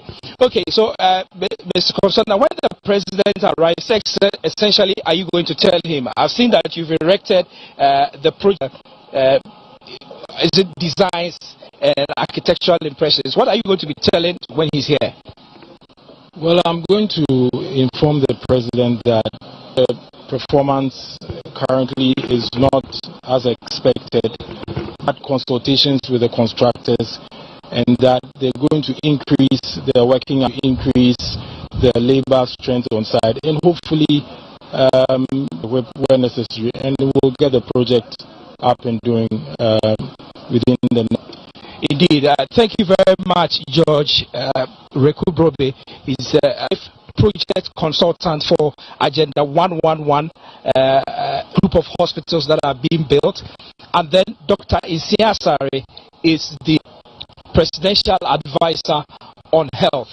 We are all here on strict grounds where the Agenda 111 project is being constructed. You can see behind me, maybe let's pave the way so that people can see us. This is the project site. Earlier on, when I took a trip, I saw that the project contractor has demarcated all the specific places, all the various buildings that are going to be, in terms of the maternity ward, in terms of the lab of outpatients department, and what have you. All those demarcations are on the ground. You see that the work is ongoing. However, there is so that it is delayed, particularly here, but the officials involved in the process excited about the president's visit, and they are anticipating that after, and with the brief they are going to give the president, together with the presidents of the presidential advisor, going forward in the next few months, there's going to be a lot of whipping the people involved in the construction of Agenda 111 projects to ensure that the timelines that they have by those who are fronting this project or promoting the president himself all the way to all officers in his office as far as health issues, they will whip these contractors into line to ensure the project is delivered. Dr. Nsiasari tells me that President Akufo-Addo wants to finish these projects within of his presidency, which is left with about commission them.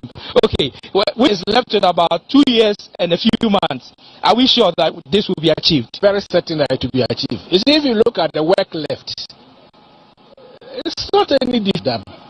It's not a story building. It's a one-story building. The substructure is done. All what is done is the pillars will be raised, roofed, demarcate, and the equipment will also come in. Equipment is going to be better.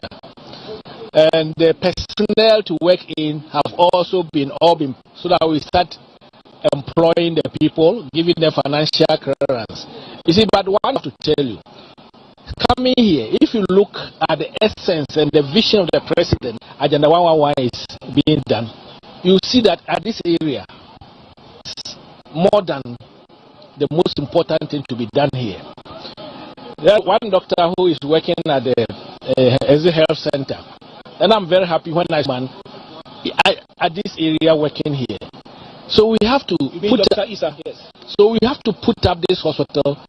Let Dr. Isa and other doctors, the regional here, put in the personnel here, so that we reduce the number of referrals from here to regional hospital. That's the essence. It's the first referral center district for the DBI district.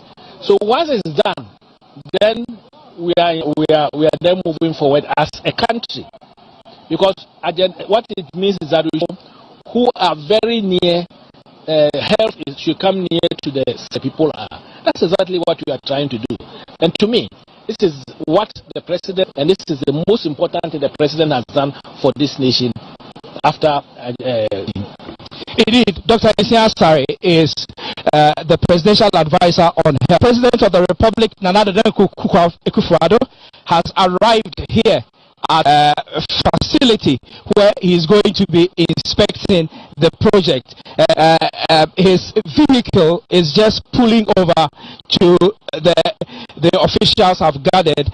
His ADC has just gotten out of the vehicle, will open his door, and President Akufo-Addo will step out, and then will subsequently proceed from here to Kaleo, where President Akufo-Addo will be commissioning the Kaleo solar. And so President of the Republic, Nana Akufo-Addo, is out of his travel, and he is exchanging pleasantries with the project officers, and will subsequently be briefed by the project yes, President Akufo-Addo has finished exchanging the pleasantries, and his officials will now brief him project activity. Yes, so President Nana Akufo-Addo is currently being briefed on the project and given first-hand information as far as the district hospital, which is the Agenda 111 hospital, is called. I will go a little closer. So, okay, all right. So let me be there to engage the process. But President Akufo-Addo is the project consultant, is currently speaking to him and giving news of this particular project. Earlier on, when we spoke to the project consultant, to the presidential advisor, Dr. Isiasari, they have is that this project is a little behind schedule. Indicate to us that the contractors here need to be quick so that they can do more work beyond what they are doing. This particular site work began in February of this year, and so March, April, May, June, July, August, that is 7 months into this project, and the officials, this project should have gone beyond the level that it is right now. They are saying that now that the president has come here, it is for those who are contractors, 3 contractors who are working on this side. Of the president's visit, shore up their activity to ensure that when it has an opportunity to come here to the ISA site, they're able to confirm that work has been done properly. In your short, is President Akufo-Addo being briefed about this particular project, together with his traveling officials. All the officials from the presidency he works with are here, making sure that he gets a good briefing. And so the project consultant, Mr. George Rekubrobe, is briefing the president about this project and to ensure that he gives him first-hand information. This is a live broadcast of President Akufo-Addo's tour of the Upper West. He has been to the town center here in East, where he engaged with the chiefs and elders, and then he has proceeded to the Agenda 111 grounds here at the ISA district, where he's been given a briefing about the project, which we are told is about 12 complete. The officials are telling us that from the start time of this project to date, 12% or 11% is a little low. They are hoping that with the president's visit, it will beef up the process, particularly with the 3 contractors on this site, so that they can do a bit more work. Timelines for most of the Agenda 111 project is 18 months. From all intents, this particular site, the contractor has 10 months to complete the process, and he is yet to finish with his foundation. We are told that that foundation is almost complete, which is the most important part of the work. You get your SAPs completed, then lifting the building big part. Yesterday when we went to Lambusie, we gathered that the in Lambusie is completed, and so it is now left with raising to its lengthen level so that they can be roofed. Hopefully, with President Akufo-Addo's sites, having chosen these 2 sites in this region, which has 5 Agenda 1 sites, it will become the underlying current, beef up the efforts of the contractors so that they can do this work. President of the Republic, Nana Akufo-Addo, is in your shot. He's been giving a briefing of the Agenda 111 project is here at the Issa constituency. The project consultants, together presidential advisor on health, Dr. Nsiasai, when they were speaking with us earlier, that they are not going to be holding brief for any contractors that go according to the strict timelines associated with the Agenda 111. If that it would not be beneficial to the states nor beneficial to the districts where these projects are being done, for any contractor to be shielded, to be shielded by the state. If you are not doing your work well, you'll be called out, you'll be instructed to do better. If you are not doing as better as, then they will be forced to crack the whip by taking the project from you and giving it to another person who is ready to timelines that has been set by the state. So this is extremely clear. It's extremely important that the contractors who are engaged in construction of Agenda 111 projects take heed to the caution that has been issued by the presidential advisor and also by the Zone 5 consultant who is in charge of all the projects that are taking place in the Upper West region as far as Agenda 111 is concerned. And so President Akufo-Addo is the briefing is detailed. I'm being told from the council. The president himself is concerned about the current state of it, and so he is asking questions and making sure that he can get answers the project status. I've been joined by midwife. Yes, please tell us your name. I'm Grace Yendo, the midwife in the College. Okay, so your name again? Grace Yendo. Okay, so Grace, Auntie Grace, you have been here since we started. I've spotted you. I'm told that one of the issues that you deal with a lot here in your 30-bed polyclinic are the issues to do with maternal health issues. Please. Okay. We have issues with maternal health issues as well as issues. Okay. So now that this agenda kick-started, to what extent do you think the project, once completed, work you do here in the Issa district? I think people here greatly, in the sense that the polyclinic are the main referral center for the whole district, with only one and no anesthetist at the moment. We have a theater, but the unavailability of the anesthetist, we don't do that cesarean session for our mothers. We mostly refer them, and the referral to the private road network is an issue. Ambulance services, when you are referring financial as how they are going to be referred, they are all issues. So if this, I believe it will go a long way to help us in our service delivery as maternal and child health issues are concerned. The theater will be operating, coming here, more logistics will be given, And I believe that maybe acts like gynecologists and obstetricians with pediatricians, they will all be available. And I mean, it will improve the health of the people greatly. Indeed, I'll be speaking to Madam Grace. Madam Grace is the midwife here at the East, the only hospital in this particular district. So you are looking for a Agenda 111 project. Are you in consultation with? Are you in constant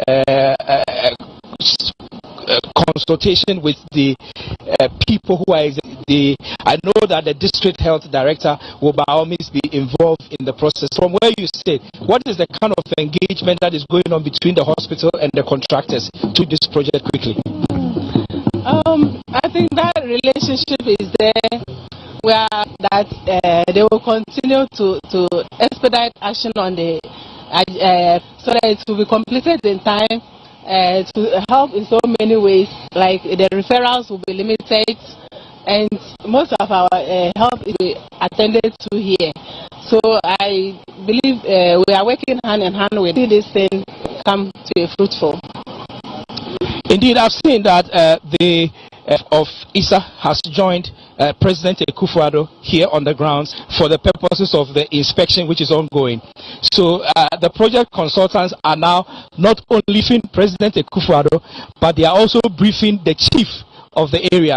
So he also gets first-hand information as far as this project is concerned, so that whilst President Akufo ISA and goes back to Accra to continue his work, the chief, who obviously some kind of attachment to his people, being the chief of the area, will be in touch with the project consultants to ensure that the project is executed. And so this is a production of the Ministry of Information, and we knew a live coverage of President Akufo-Addo's stopover at the ISA version of the Agenda 111 project. So ISA is one of districts in the Upper West region which is benefiting from the 111 project. Yesterday, we went to Lambusie, where President Akufo-Addo got a briefing of the state of the Lambusie version.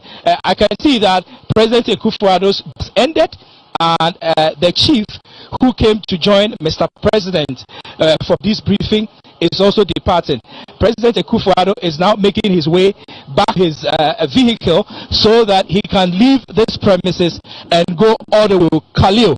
Kaleo is about, let's say, about an hour from here in Isa. There, President Akufo-Addo is going to be commissioning the Kaleo solar power project, the most important project we are told that has taken place in real time, and President Akufo-Addo is heading there. I'm being now by the DC for the Isa district. Is that correct? DC? Yes, the district is the Fiema Buse Isa. Isa. Yes. Please tell us your name. My name is Imoro Sanda. So Imoro Sanda, thank you very much for joining us. You were part of the president. What did you hear the project consultants telling Mr. President? Project consultant was very assuring with respect to the completion of the project. For me, that is the most important. He said even though they are a bit behind schedule, they are on track, how they will catch up with the percentage lost. And for me, his explanation, I have bought into it. Akufo-Addo say in response to what he was told? He was also happy by the assurance the contractor gave, and he also reiterated the point that government is very serious about these Agenda 111 projects, going to sleep by provide the needed resources to resource the complete the projects on schedule.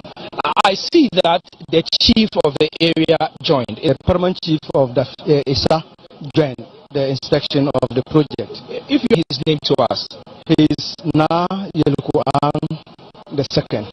Okay, so now so he joined the briefing. Did he also express any? This chief, this is not the first time he even came here. When this project started, I quite remember one of our General Assembly meetings. He joined me together with our inspection, and all he said is that this project is very dear to the ISA people. Don't forget, proud to come into office by the MP in 2017. This district had neither a district hospital, and all referral cases were either to Nedoli or to. In 2019, when we upgraded the then ISA, actually downgraded to a church compound to a polyclinic status. God being so one of the agenda 111. And so the chief and the people of the film we say ISA in general are very happy with this project. It is I have to join the president to inspect this project. Indeed, so we will see for the area, and he's also been telling us the briefing the president joined by the chief, and then also subsequently expectations are. All right, so apart from quickly, just to engage you before we exit from this particular project which is taking place here, Agenda 111, are there others of concern that are taking place here in the Eastern District? Yes, with regards to health, and if you care to know that this has initiated another project to upgrade the center into a polyclinic. The same thing can be said about Kajukiri Health Center. Number of projects which are ongoing, and the plans is that to upgrade these health centers to polyclinics. We've not forgotten of the Fiang and that of Busse. Besides that, the district assembly and the government, we're still working on providing all other infrastructure that you need to improve health. The district had no health insurance office on its own. An extra modern health insurance office complex in ISA is about 95% complete. By 2-3 months' time, we will establish a health insurance office here, so that people can go there, renew their cars within the district, so that they don't have to travel outside. And so, delivery system this government has done is best. For your thoughts. Thank you very much, the DC. So this has been our coverage here at the Isa District, where President Akufo-Addo came to inspect the Agenda 111 project, which is ongoing here at the Isa District. We are told that the project is delayed a little. However, there are assurances from the project consultants that the project will be executed in time. My name is Wilberforce Asari. I'll hand over back to Kweku in our studios as we move to Kaleo for the commissioning of the Kaleo for the commissioning of the Kaleo solar power project. So Kweku, over to you. All right, thank you very much, Wilberforce Asari, live from the ISA community, where President Akufo-Addo has just inspected the work ongoing there on the Agenda 111 hospital project. And as you did hear from Wilberforce Asari, the President and his delegation are now heading to Kaleo for the commissioning of the Kaleo solar power plant, which is also in the Upper West region. Just to give you a little bit of a background to that project, so the solar power plant is a 13 megawatt plant which is in the Nadole Kaleo district of the Upper West region, and it will provide power to some 32 households. So that's a big deal for the region, and we will be there to bring you more once the President arrives at the scene to commission the project. You're watching our special coverage of the President's regional tours, a production by the Ministry of Information, live from Accra. But we are with you with the President in the Upper West region. Later on this week, we'll move to the Savannah region, where the President will wrap up his tour for the week. You're watching us live on GTV, Metro TV, City TV, Adum TV, Netu TV, Wezo TV, and of course Wontumi TV, and you are also listening to us on Asase Radio. You've been watching us on the Facebook page of the Ministry of Information. We will go for a break. When we come back, we'll be live in Kaleo, where President Akufo-Addo will be commissioning the solar power plant. Do stay with us. My name is Kweku Obienje. We'll be back with a Kaleo special coverage.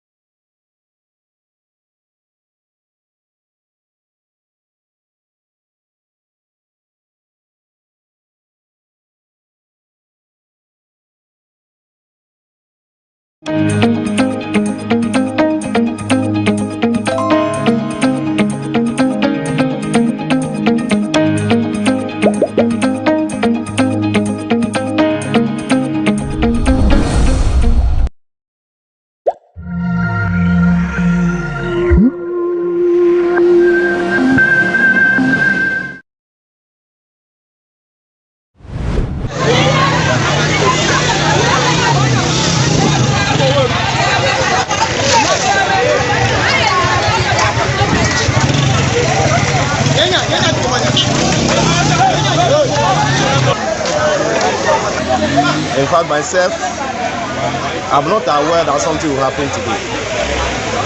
I just had a call that ECG and the soldiers and whatever, they are in town to store prepaid goods. But myself, I'm not aware. In fact, when I came to the ground, in fact, I'm not happy. As I can, I'm not happy. Because you cannot beat somebody because of people. You cannot use things that you're supposed not to use on human beings because of people. I think there's no understanding. I think the people are going too much. I don't know whether they are just going wayward. I cannot know. I cannot know what is happening. In fact, myself, I'm a leader. As I said, if you are coming to do something, we all know what is happening for some time now. You have to inform me that, oh, honorable, we are coming to the ground. Inform maybe your chief, your community people, or something, the unit committee. Then we see the way forward. But no. Just sometimes you are in town because you have the power, you have the soldiers, you have this thing, so you are coming to brutalize my people in my community. That is not right. I'm not happy about what happened. Look at pregnant women, people that are coming from farm and things. Innocent people. What is happening? What is happening in my community in Ghana? No, there's no way. The big men have to come out and talk to their people that they are going too much. They are going too much. Too much. You self, you can see. You can capture some of this, so I can also, you can capture and show to the whole world and Ghana what is happening. My big advice is our big men have to come out. The clergies, the stakeholders in the community, the chief executive, the MP, include me as everyone and others stakeholders and the government and the regional minister, that we are dying and we cannot continue to die because of prepaid. There's no way. We don't want to die. If we die, who will use the prepaid? Who will pay bill for this thing? We don't want to die. Good afternoon, sir. This afternoon we were here where the police, the soldiers, they came. They came and attacked we to give us prepaid. But we didn't thought that we would take the prepaid. Me, I don't know what they are doing, sir. I'm from bush. I go and cut firewood. So after we from the place where we go and drop the firewood, as we are coming and we meet the soldiers, and they attack me by force and start to beat me rough. I don't understand. I don't know what I do them before they start to beat me. They beat me up. See, this is a catapult. This is a catapult. I don't know why they beat me just like that. They shoot me seriously. I don't know what happened before they are doing that thing. I didn't say anything, so I went to police station and collect medical form. This is my medical form. I went to police. They collected my catalyst and my everything. Even the one who is driving the Akufo-Addo motor king driver, they shoot him up and they wound him, they hurt him. I don't know what to say, sir, because I don't understand what they are doing.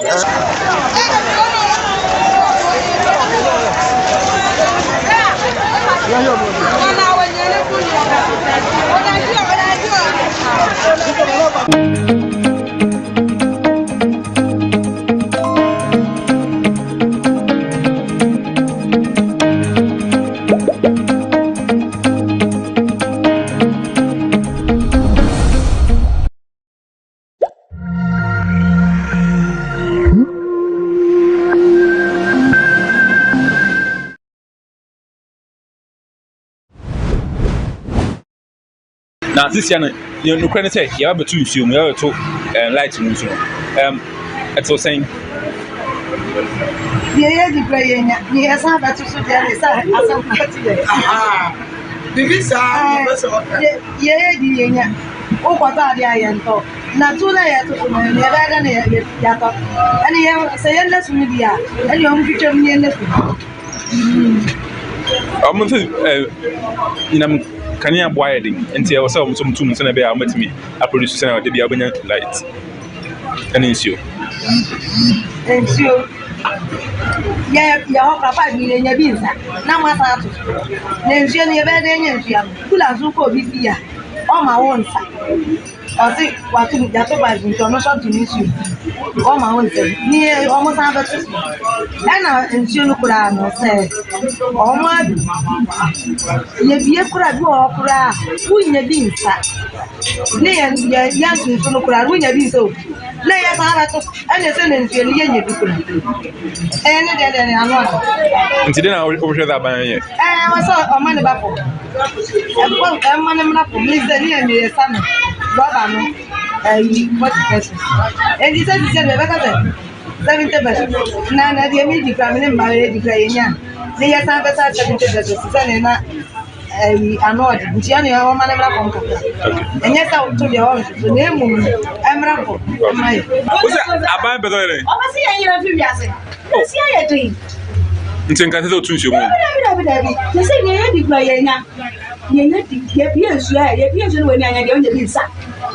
Prepaid, who got any nasa? Yes, he had to take a band, then I never yet see any as if PBO said, Yaba. It's not fair. About say, Yana, Yana, only in the year, why? Only the chorus in here, and you are never again. Why? Yes, Rabbi.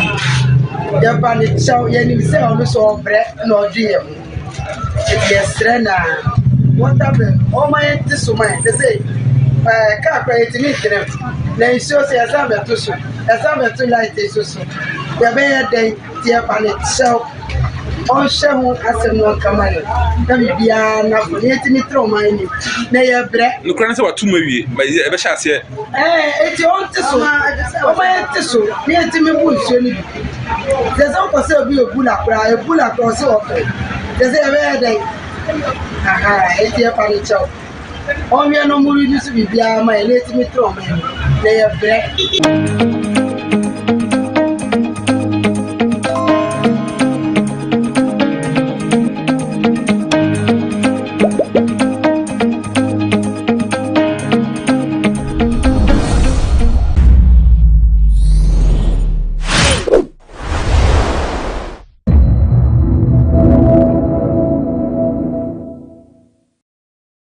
You are the latest president in town. Well, not just the latest president, but I'm the most important person in Ghana today. Really?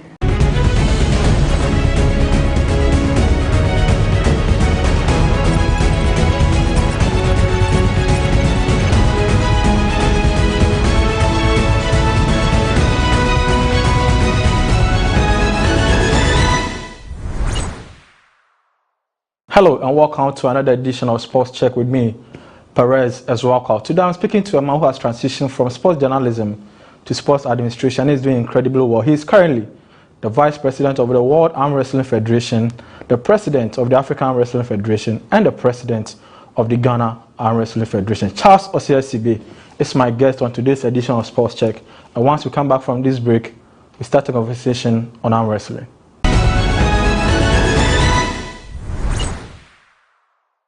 Welcome back from the break. Today I'm speaking to Mr. Charles Osiasibe, the Vice President of the World Arm Wrestling Federation and the President of the African Arm Wrestling Federation. Mr. Charles, congrats. Thank you very much. You say you are the latest president in town. Well, not just the latest president, but I'm the most important person in Ghana today. Really? By virtue of the fact that I am the only Ghanaian who serves as Vice President on a global federation, and the fact that I'm the president for Africa Arm Wrestling Federation, I feel that I'm the most important person today in Ghana, and I expect Ghanaians to take advantage of my new community. I expect Ghanaians to appreciate that and give me that support that I need to bring glory to Ghana. I need to work to bring glory to Ghana. Do you think people recognize what you've achieved as, I mean, you're tagging yourself as the most important Ghanaian now. Do you think people recognize what you've achieved, within this period? Well, people do appreciate what has happened in the last few days. People do call to congratulate, but I don't think they have paid attention to the fact that I am the most important Ghanaian today. About some few days ago, an elderly person called me and drew my attention to the fact that he thinks I'm the most important Ghanaian today, and that I need that attention, I need that support, I need that guidance. But we have done this with little or no support. So we are not discouraged. We will continue to build that sports brand that has brought us this far. We would continue to give hope to people. We would continue to encourage people to play sports. This is my passion and this is me. So nothing discourages me. But what are some of the opportunities? I mean, being the most important Ghana obviously means that there are some leverage, there are some opportunities that Ghana as a country, or even Ghanaian businesses or sports people or academics can get from your accomplishment. What are some of the opportunities that your ascension to the throne of maybe the vice president of the World Arm Wrestling Federation brings to the country? Well, I'm sure people don't understand what networking means. If we do appreciate what networking means, then I feel this is the time people must run to President Charles Osei-Sibe. The simple reason is that I have a bigger constituency today, both continental and global. I tell businessmen that you want to do business in Turkey, Russia, USA, and stuff. Unfortunately, you have no contacts. Because of my network, I should be able to link you. You want to get in touch or do some business in Cameroon, in Nigeria, in Senegal, you have no contacts. Because of my constituency, I should be able to call somebody in these countries. The other way around, people want to do business in Ghana. I'm sure I will be the link, because if people want to do oil business, banking, pharmaceutical and stuff, and they do not have contacts in this country, because I travel around, because I engage, I would become the link person. It is why I feel that people should take advantage of the new opportunity or opportunities coming to Ghana by virtue of the fact that I have a new constituency, so that we can link businesses and individuals. People just don't understand what networking is. People also don't understand what sports can do. We have often said that sports is tourism, sports is business, sports creates employment. How do we connect? How do we actualize these things? And these are some of the ways to, actualize them.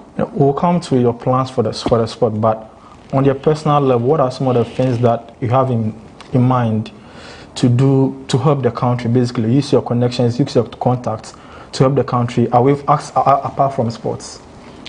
As I sit here, I'm supposed to travel to about 9 countries before October. Unfortunately, there is no support. Africa Arm Wrestling has no money, so it has to come from my pocket. Ghana Arm Wrestling, there's no money. It has to come from my pocket. Why am I traveling? I need to go around and patch up differences. I need to build families. I need to build bonds. As we speak, in 2023, Ghana will be hosting the Africa Games. Arm wrestling is supposed to feature prominently. I need to travel around and be an ambassador for the sport, an ambassador for the Africa Games. It is why I have to travel, unfortunately. So Osei-Sibe has brought this. Osei-Sibe must do it. But personally, I feel that this is the time Osei-Sibe should become an ambassador for Ghana. I mean, if you mention arm wrestling, or if we go to any global event and I am introduced, I am introduced as a Ghanaian. Yes. So it is important that Ghana sees it this way, so that as I move, I confidently move as an ambassador of the country, so I'll be able to connect. If there's any good thing somewhere, if I see, I'll say, look, bring it to Ghana. You know, now let's come to the sports. I mean, Ghana arm wrestling president, Africa arm wrestling president, and now the world vice. You know, you are the vice at the world level. At the world level, what are some of the things that you are going to introduce to, you know, propel the growth of the sports at a global level? There are 6 things I told Congress or the delegates that I would do, the reason for which they voted for me.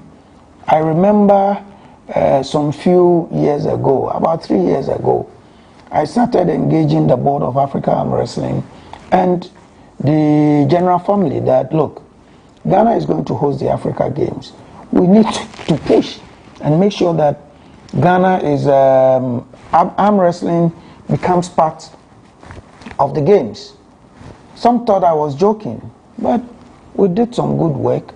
We had a quality presentation. We convinced the committee that worked on the sports code, and arm wrestling was in there. Beyond that, I had also said that we do not even have $1 in the coffers of Africa arm wrestling. I would push, I would fight to create content. Once I create content, it attracts more viewership or following. Yes. Once that happens, it attracts sponsorship. So we must find money. How do we find it? If we don't create content, we can't make money. So I want to create content. I have told them, currently I've zoned Africa into 5. Okay. So there will be competitions in all the regions. Aside the competitions in the regions, I have ordered that every country mandatorily must have a national championship. I have also said that every country before the end of the year should begin to form clubs. Once we get these things done, it will encourage participation, it will get attraction, sponsorship will come in. I've said that I'm going to look for sponsorship for Africa Arm Wrestling. I've said that I'm going to put Africa Arm Wrestling on TV. It is why it is not getting popular. Sure. Certain sporting disciplines have come up and they are gaining mileage on TV. Arm wrestling is easy to play. It's less expensive. The only way we can make it a sport of choice is to put it on TV. I've said that I am going to, build capacities. We will train our referees. We have something we call the training of the trainer program. We'll train our referees. We'll train our coaches to also train a number of athletes to be able to play. We want to train administrators because you reckon that my background as a marketing person and as an events person, I am able to create content. I feel that we should teach the whole of Africa how to package arm wrestling. All right, thank you very much, Mr. Charles. So, yes, we are going for a short break. When we come back, we are going to talk a bit more on arm wrestling as well as athletics. This is Sports Check. My name is Perez as well.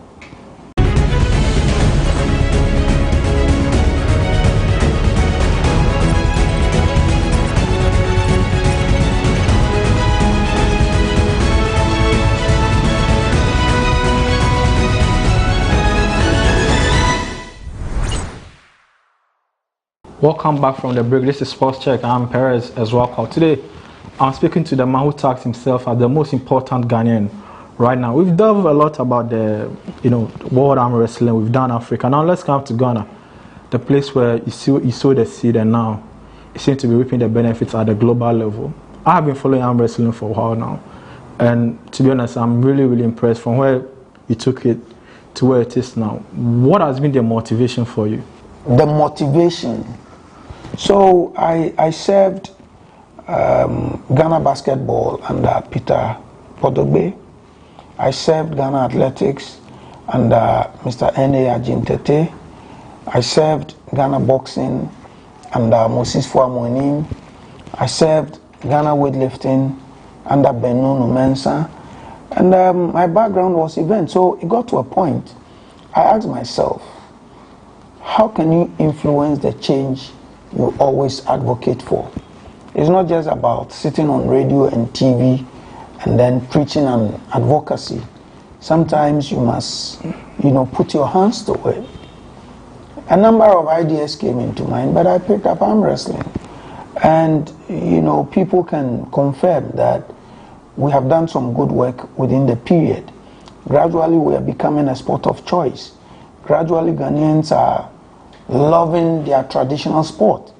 So, the motivation is the fact that I wanted to influence a certain change. The motivation is the fact that I wanted people to know that, look, this is the way to go. And arm wrestling has shown the way.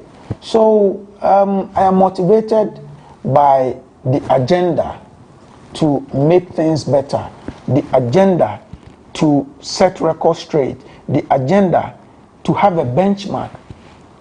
Primarily, I'm motivated by the young men and women who have decided to play the sport of arm wrestling. Sometimes it gets to a point you want to give up because you have invested so much, because it is difficult to raise money.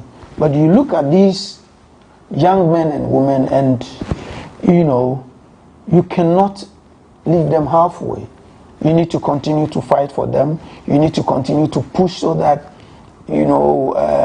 what they have decided to do, they would be able to, they would realize their dreams of playing arm wrestling. So the motivation comes from them.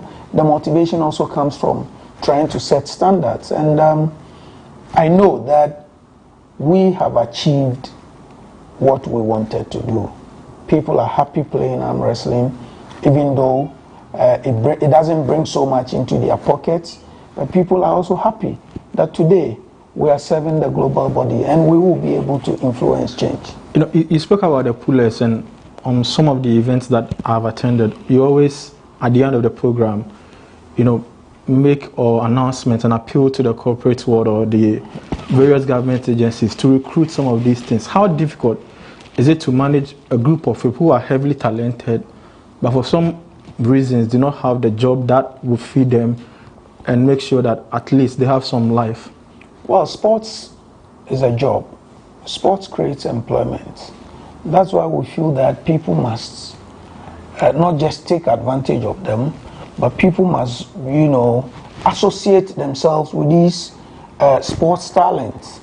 I've said that the young guys who play arm wrestling are brilliant, they are smart, they are strong, and they are fit for any job in this country.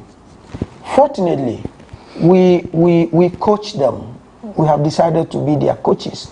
So apart from the jobs they do, we coach them to be able to manage their brands and to even be able to become brand ambassadors for products. And by the grace of God, a few of them have begun representing brands. A few of them have gotten some deals out of playing arm wrestling. But we're saying that corporate Ghana should employ them. Corporate Ghana, remember, if you employ them, it's an investment into arm wrestling. Because, you would have reasons for which you want to employ a puller. You would have reasons for which you want to have a relationship with an arm wrestler. What we are saying is that invest in them. Because if you invest in Ezwa and he becomes a world champion, he goes with your brand. Sure. If you invest in Charles Osei and Charles Osei becomes the vice president or president for Africa, it goes with your brand. That's why we're encouraging corporate Ghana, because people find it so elated to have an association. Oh, Didayu is my brother or friend, Asamoah is my friend, Joshua Clotte is my friend. That alone. Why? Because these guys have become public personalities or state icons. That's why they want to have an association. Don't wait for these guys to be super big. Otherwise, you pay more.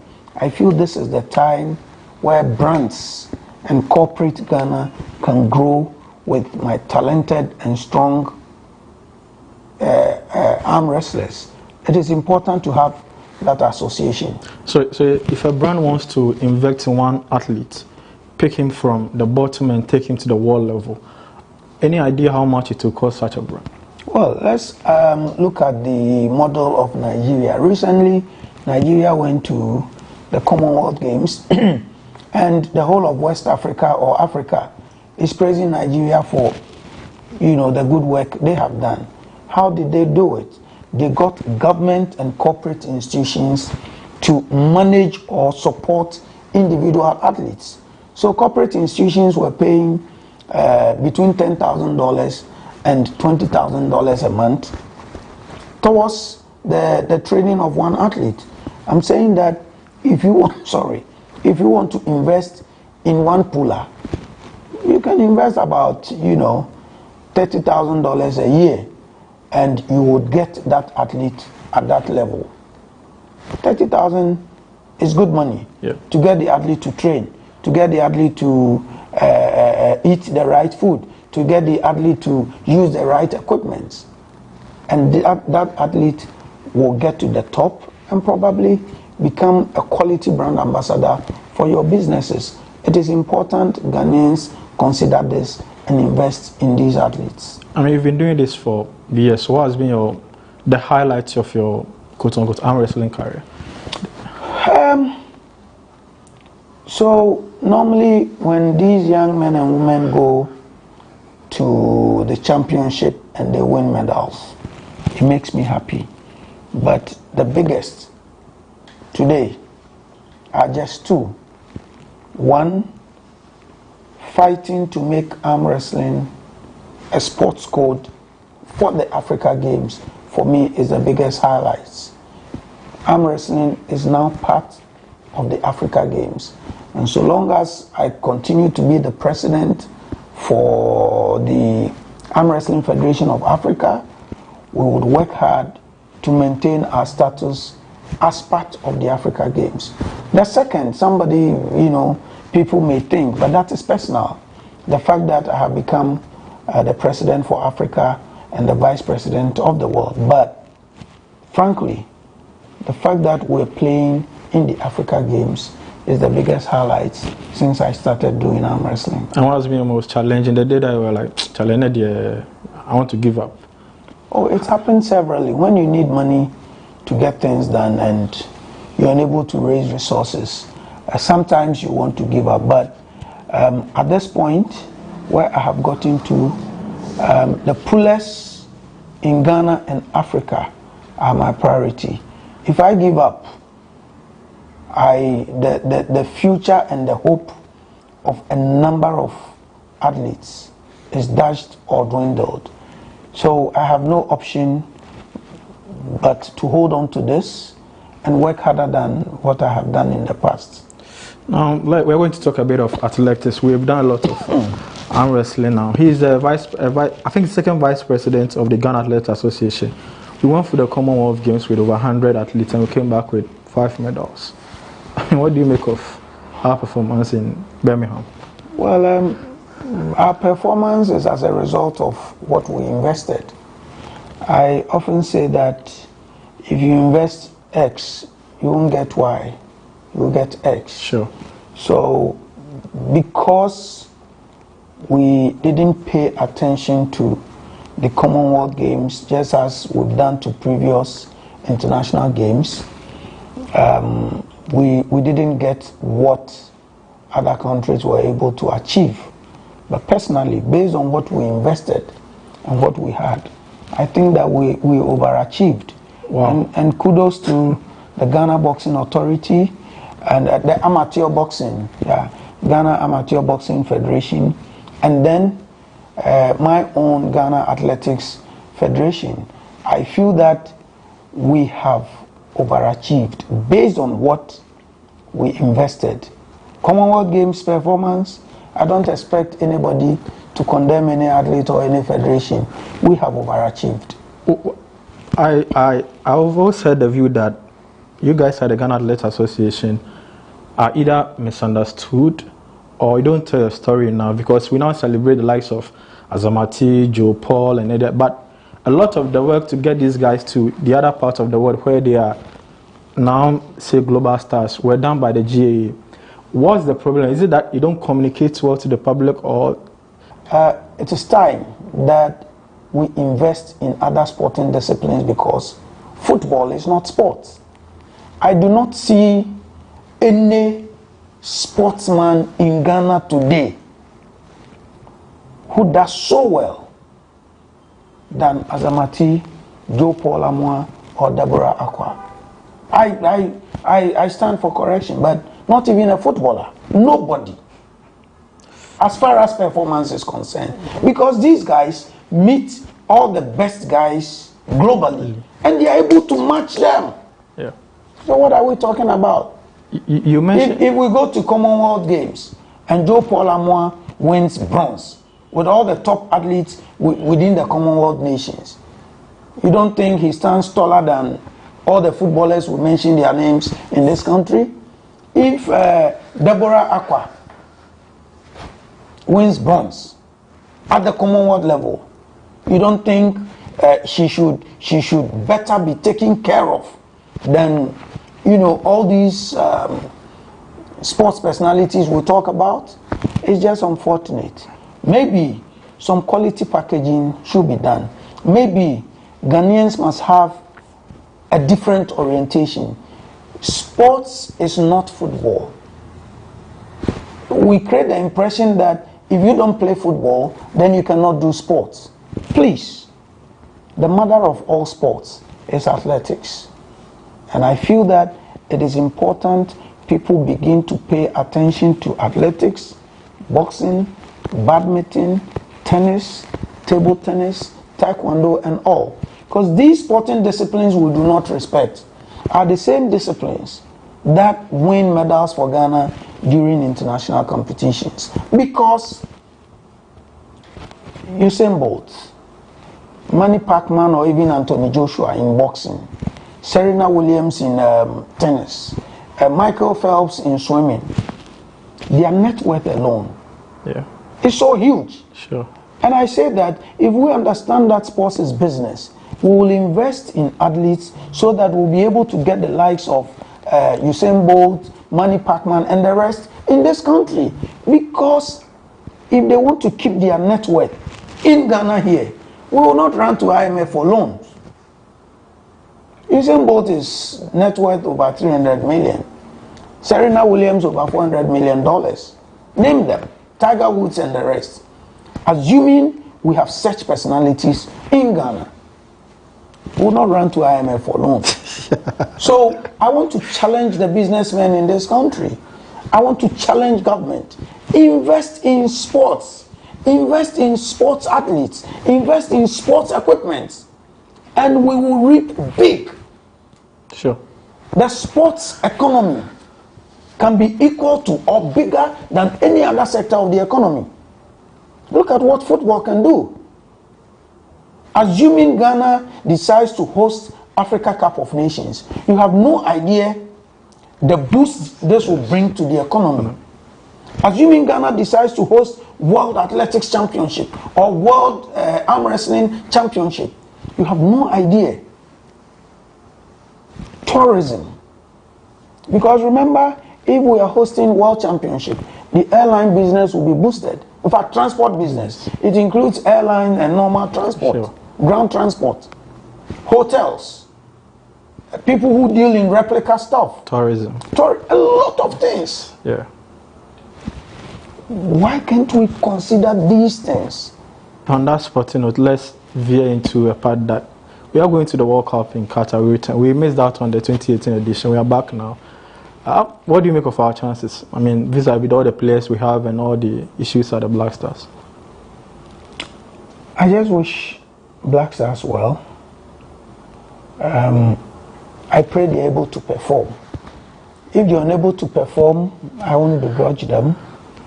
I have said that we had no business pressing the panic button. What we need to do, and I repeat, what we need to do, we should begin a team building process. is not, we shouldn't just be result oriented. We should understand that there are cycles in football. Our peak has dwindled. The performance has dwindled. It is a time for us to rebuild another generation of the Black Stars. The current generation is over-pampered. The current generation have nothing to offer. But there are a few young guys in the team. Do you think let's keep the squad and give them matches. Let's give them time. Even if they go to the World Cup and they don't perform, we know that it's a work in progress. Do you think the solution to the problems you listed lies in, bringing guys from abroad, Ghanaians born abroad, and integrating them into the team? Well, it's a continental or it's a global platform. And what is important is that we don't go to the global platform to disgrace ourselves. Assuming we don't have these guys, then we would have made do with what we have. But once you're going to the global platform and you're investing so much, I mean, I see nothing wrong if Perez in Norway,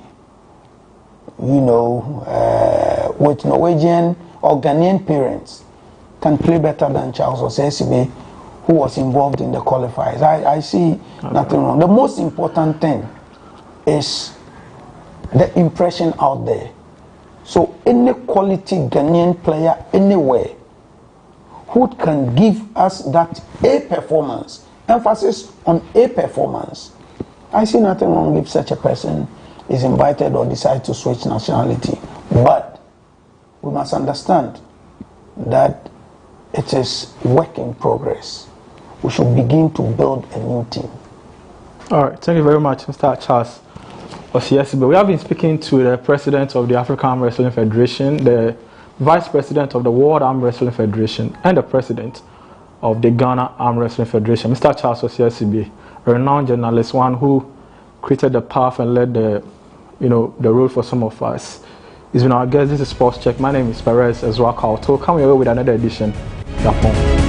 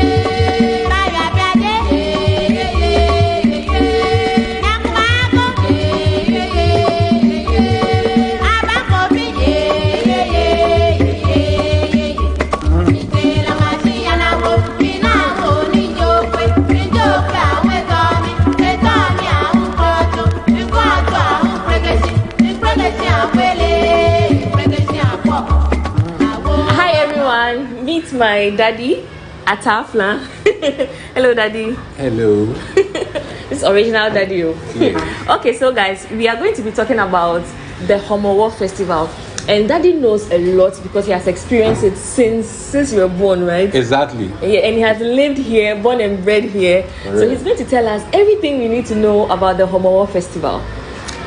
Daddy, please let us know how and why do you celebrate the Homowo festival? Yes, I mean, we celebrate this Homowo festival because it was something that was handed over to us by our ancestors. Okay. History shows that they travel from Israel through Egypt, Sudan, Congo, Nigeria, Benin to our present place in Accra, Ghana. Okay. And according to history, While they were traveling, there was a lot of, farming. Okay. So when they settled in a place called Ayawaso, they went into planting. Okay.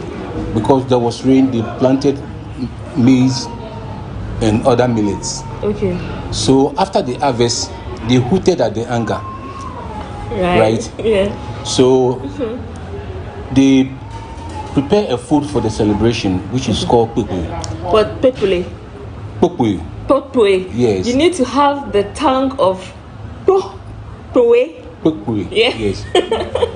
This pepue is made up of unleavened corn. Okay. It is prepared by adding, first and foremost, they will steam it. Okay. And then they will add palm oil to it. That gives it the reddish. That reddish, yellowish thing. Red. Okay. Yes, they use palm oil in mixing that corn dough. So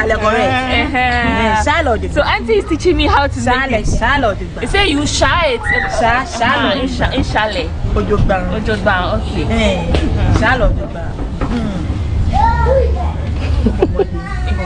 She says I'm trying. You have done well. Like I said, they will steam it. Okay. If they don't steam it very well, if you eat it, you have a stomach upset. Okay. Right. So it is well cooked because steam has a higher temperature than even boiling water. So they steam it. Okay. And then they prepare palm soup. Soup. Yeah, palm. I witnessed that yesterday. Which you will see soon. Yes. they add fish to it, and they serve alongside the pepue. Okay.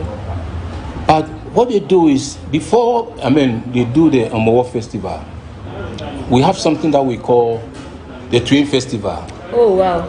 You see, it is believed that people who give birth to twins are blessed by the Almighty God. So Daddy, that is why I pray and I hope that I have twins too. Don't worry, you'll get it. So those who are fortunate to have these twins celebrate the birth of these twins. Okay. But they celebrate it before the Homowo, a day before the Homowo, which is usually falls on Fridays. Okay. And what they do is the parents of the twins, okay, will go and go and consult the high priest, which some people call him fetish priest, but it's high priest. And what they do is they will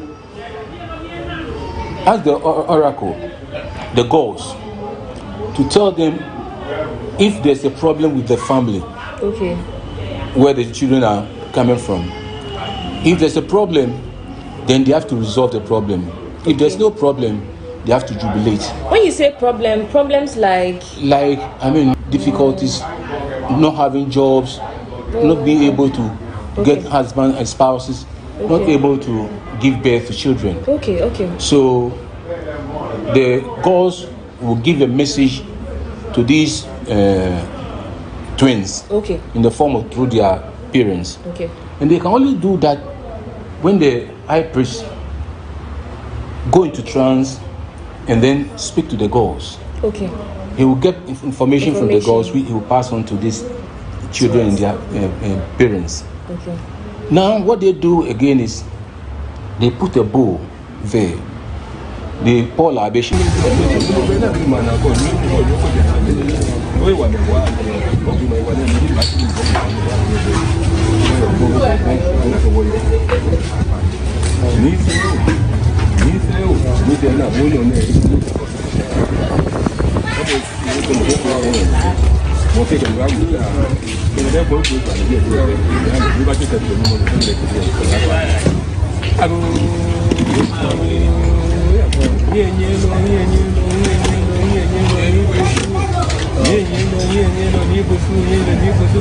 They put a type of leaves, we call it nyanyira, and then they peel yam. The peels are put into that container. They cook the yam, turning it into a mashed yam with palm oil. Okay. They boil eggs. The shells of the eggs are broken and added to the bowl. To the bowl. Okay. And then the high priest will pour libation and call the gods to come in and then solve their problems for them. Okay. And then a fowl is also killed. And then the intestines and the body of the fowls are put into that container. And the chicken meat, we call it, right? Yeah. Are cooked in the form of a light soup. Okay. And fufu. And then these children and their parents will gather together and enjoy the meal. And this container is brought out from the room to the main compound. Okay. And then those living in the house or those nearby houses will come. If they have a problem, they will speak their problem out and they will ask the gods to bless them.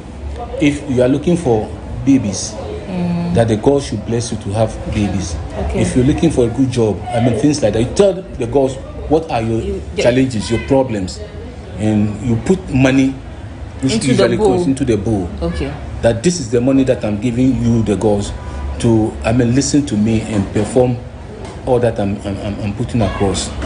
So the whole vicinity, the area, people will come and do it. Then around 4:30 to 5, the high priest will come back and perform another rituals. This time when he finished doing it, those who came in, pleaded with the gods, will use the water in that container to cleanse themselves. Oh, okay. Yes, they cleanse themselves. That explains what they were carrying yesterday. Exactly. There's a liquid in it. Yes. They use that liquid to cleanse themselves. Okay. We don't believe that all that they've requested for will be provided. Then they will pick somebody within the family to carry this container, because it is believed that it contains all the bad things in the family or the vicinity. Is there, so they have to go and dump it outside. Oh, so, I see. Wow. So that's what they do. They put it on somebody. Somebody will carry it, and then you send it to that rubbish dump. Yeah. Okay. So yesterday I witnessed it. I witnessed it with Daddy. Yesterday was Friday. Today is Saturday, and I realized that those who were carrying the items, they seemed as though they were possessed. They were not themselves. Is there any reason for their? Is it something? Is it spiritual? Are they pretending? Like I'm sure a lot of people. Like yesterday, I even posted it on Instagram. Everybody was like, "What is happening? What are they doing?" Everybody was concerned. You see, from the very beginning, like I told you, the high priest performed a ritual, calling down libation, calling on the gods, right, to come and then listen to the people. So the spirit goes into that container. Okay. So when they are carrying that thing, the spirit will descend on them. They become possessed. That's why they behave the way they do. Yes, they are not themselves. Wow. It's the spirit which is taking controlling them, taking them to the dump. So they don't know what is happening. They don't know what is happening. Wow. And after they've dumped the stuff, they are taken back to their various homes. Then they'll go and sleep for about 5 hours before they will gain consciousness and come back. And when they come back, they will not be able to tell what actually happened. So what happens? Is it the family that chooses you to go through that, or it just dawns on you and then you have to do it? No, some people will volunteer to do it. Okay. I want to carry it. You see, have you carried it before? No, I haven't. Okay. It is assumed that when you carry those things, all the problems that you are carrying personally is put into that thing and you throw it away. So you become a refined person. Okay. You see, without any sin. Without any sin. It is believed. Oh, okay. Yes. So that is what they do. And when they come back home, Then there's a fanfare. They will be eating and drinking. And dancing and drumming and stuff like that. I'm sure they'll see it soon. There's so much to eat. There's so much to drink. That is why I'm here. Thanks to Daddy, I'm going to enjoy with you.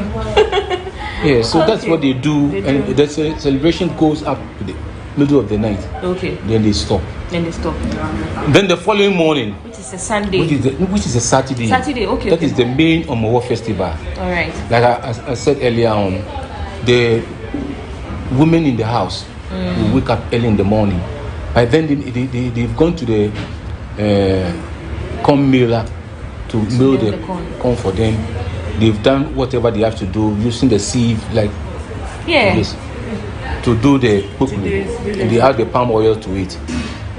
Then they cook the palm soup with the very delicious fish, very big ones. Yes, meat. Yeah. And then we don't use meat, we use fish. Okay. Because we are closer to the sea.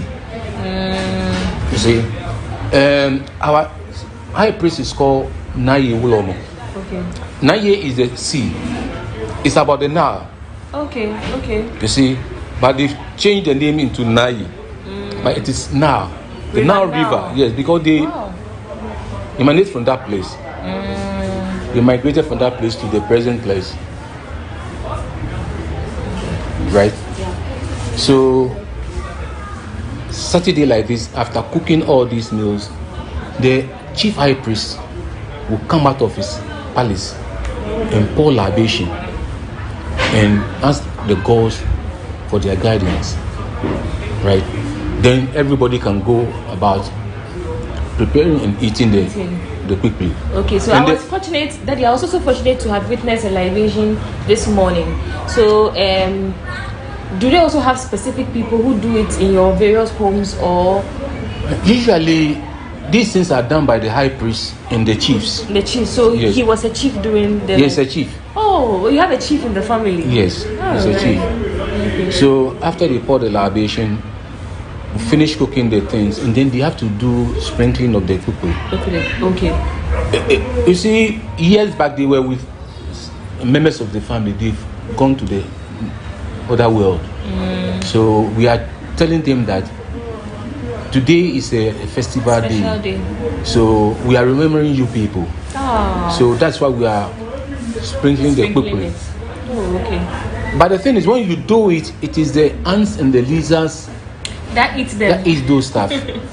But it is assumed that these people will remember them in doing that.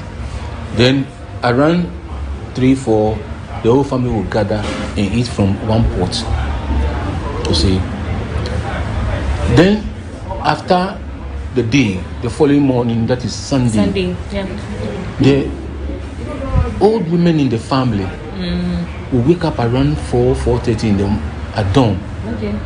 And then those who have passed away during the year, their name will be mentioned and they will remember them.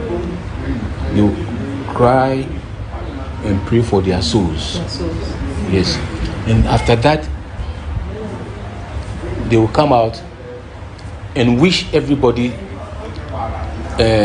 Happy New Year, successful in life. Okay. So they will go around the whole house wishing everybody success in life for the next year, and then they go around the town or the village wishing everybody God's blessings, and then that ends the festival. Wow.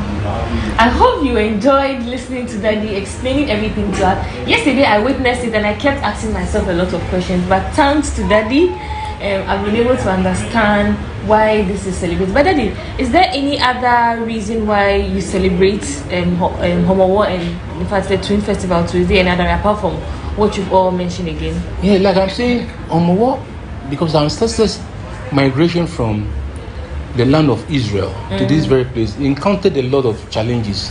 Okay. Right.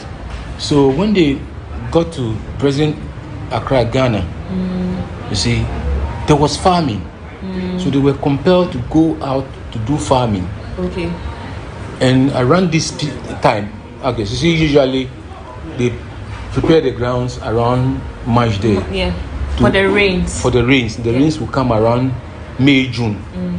By by July, August, there are plenty of food. You get the maize, you get the corn, you get the tomatoes, pepper, everything in abundance. Okay. And then around the same period, there's a bumper harvest because of the weather. A lot of fish comes out. Okay. So because scientifically, when the weather it rains, the sea becomes very hot. So the fishes cools down. So after the rains, the temperature down there becomes so freezing that they have to come out. And that's when you get them. That's when they catch the fishes. Oh, that's how they usually do it. Usually it's like the first week, second week in August. In August, because that's the time that they get a lot of fish, and then there's a bumper harvest for these fruits and whatever, and vegetables for preparing these things. Okay. So that's why the Hema August for that purpose. And it is not only Gamashi, but it cut across Osu, La Teshi, Nungwa, Tema. They also Gans, but they do theirs on a week after Gamashi. Oh, okay. They also do the same process, but that's how the whole Homowo thing is about. Oh, thank you so much, Daddy. We are really grateful. So, guys, if you are in Ghana anytime in August, first week, second week, make sure you have an experience of how this festival is celebrated. Make sure you have a taste of the pokpwe, right? I'm Elwe, so I'm now learning how to pronounce it. But pokpwe. Make sure you have a taste of it, and let me know in the comment section if you have tasted it before. Let me know in the comment section. So if you haven't tried it before, make it a point to give it a try whenever you're in Ghana, and let me know in the comment section. Have you tried it before? If you have, let me know how it tastes like, and I'll also let you know how it tastes like from when I share my experience. Thank you so much for watching, Daddy. Thank you. Thank you too. Thank you for asking. So this is how it looks like after we are done. This is how it looks like, and it's edible. You can like. It's good. This will go well with the soup. Yeah, the palm soup. With some kutodre. Kutodre. Do you want to taste? Yeah, you can taste it. You want to taste? Thank you. Okay.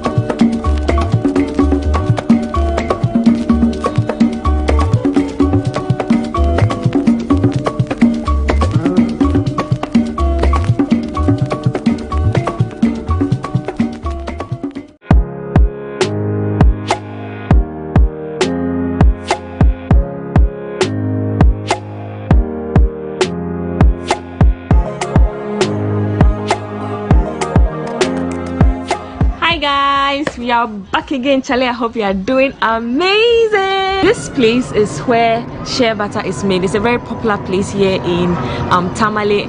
I came here in 2020 and I'm back again because a lot of you requested that you wanted to see a video of how shea butter is made. I got here so late. It's almost 6 o'clock. I'm super excited. You all are coming along. I spoke to one lady and she said, okay, I'm going to do it for you since I'm late. So let's go. I hope you enjoy watching this video as much as I enjoyed being with you here. So let's go. Let's go, guys.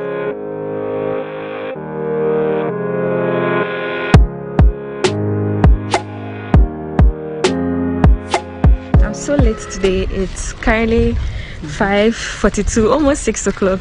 So I got here so late, but Auntie Abira is going to take me around.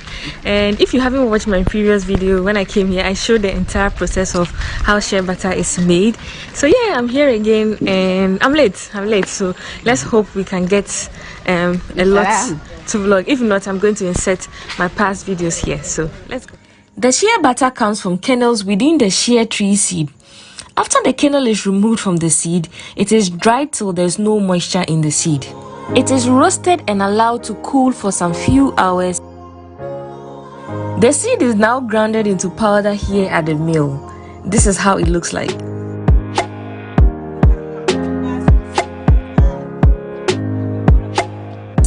Then they start the kneading process. The process of mixing is called the kneading process.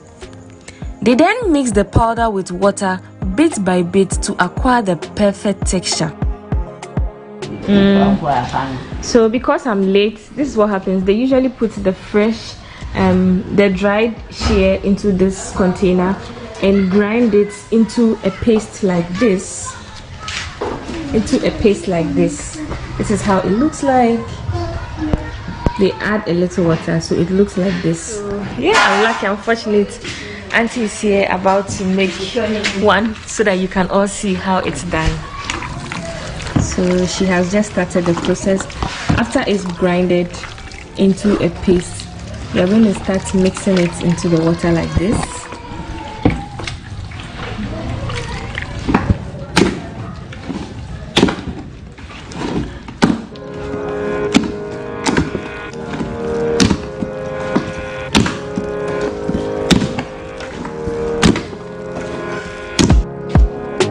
Just added a little warm water.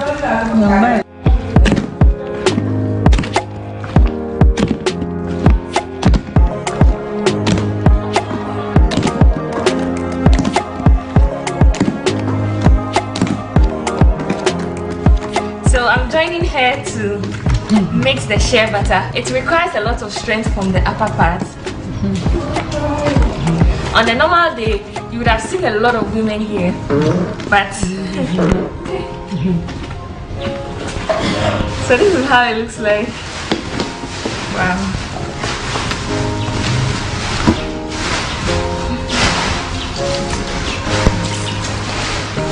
So the water she just added is a little warm.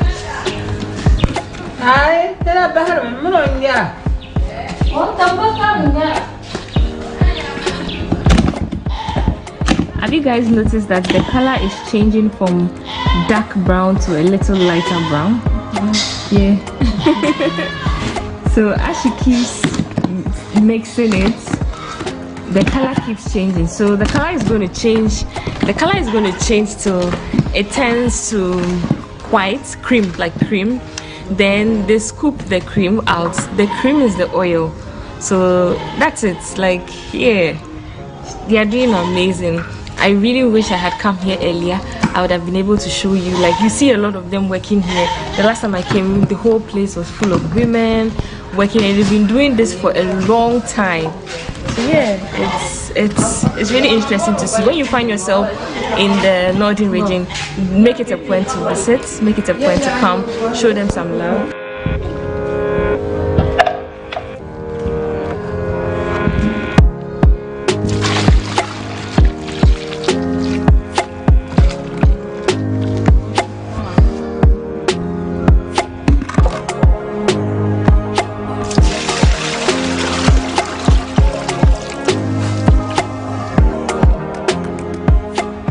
Guys see, so you can see the oil floating on top of the water. So she's going to keep stirring till it turns very cream in color. So what you see on top is the shea butter and under it is the water. So yeah, that's how it's going. It's going well. I helped there and it's good. I mean, so she's done.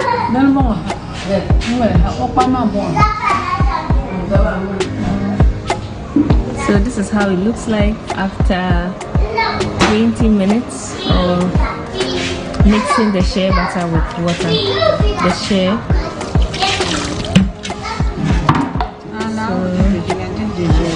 This is the shea butter.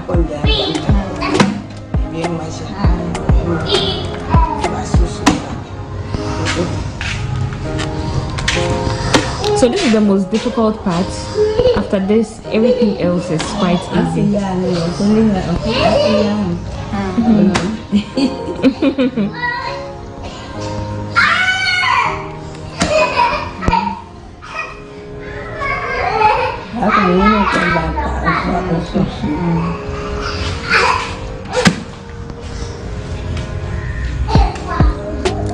The butter then rises to the top of the water, just as you've seen here.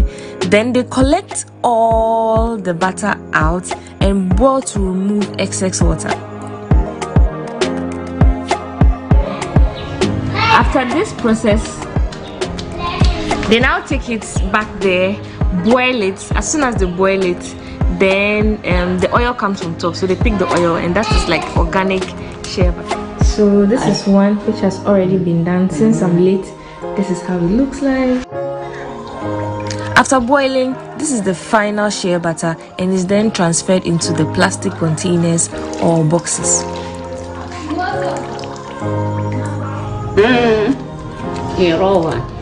So this is the end product. This is how the shea butter looks like.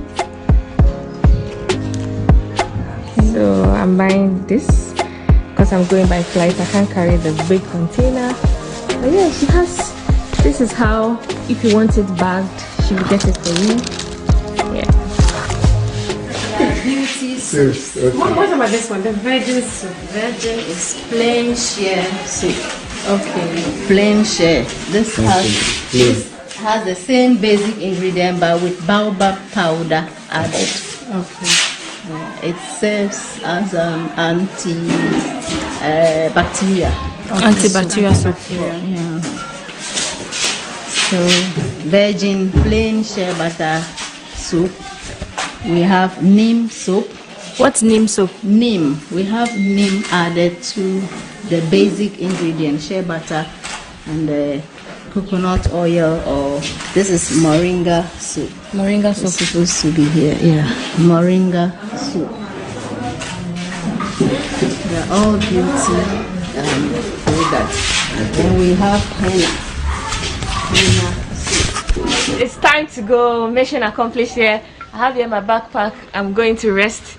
It's currently I've spent about 40 minutes here and it's time to go. I'm going to rest and tomorrow leave Tamale to Accra. I hope you found this video helpful. Until next time on my next video, I love you all from Tamale. If you haven't watched the previous video, you can go back to my channel, watch it. I gave the full details of how shea butter is made. So yeah, that's how shea butter is made. I got mine, and yeah, the north is known for organic shea butter. Yeah, like it's handmade, raw from the shea fruit. So yeah, I hope you had a good time watching this video. Until next time, on my next video, I want to say thanks for coming along. So until next time, I love you all. Bye. Look at the beautiful sunsets there.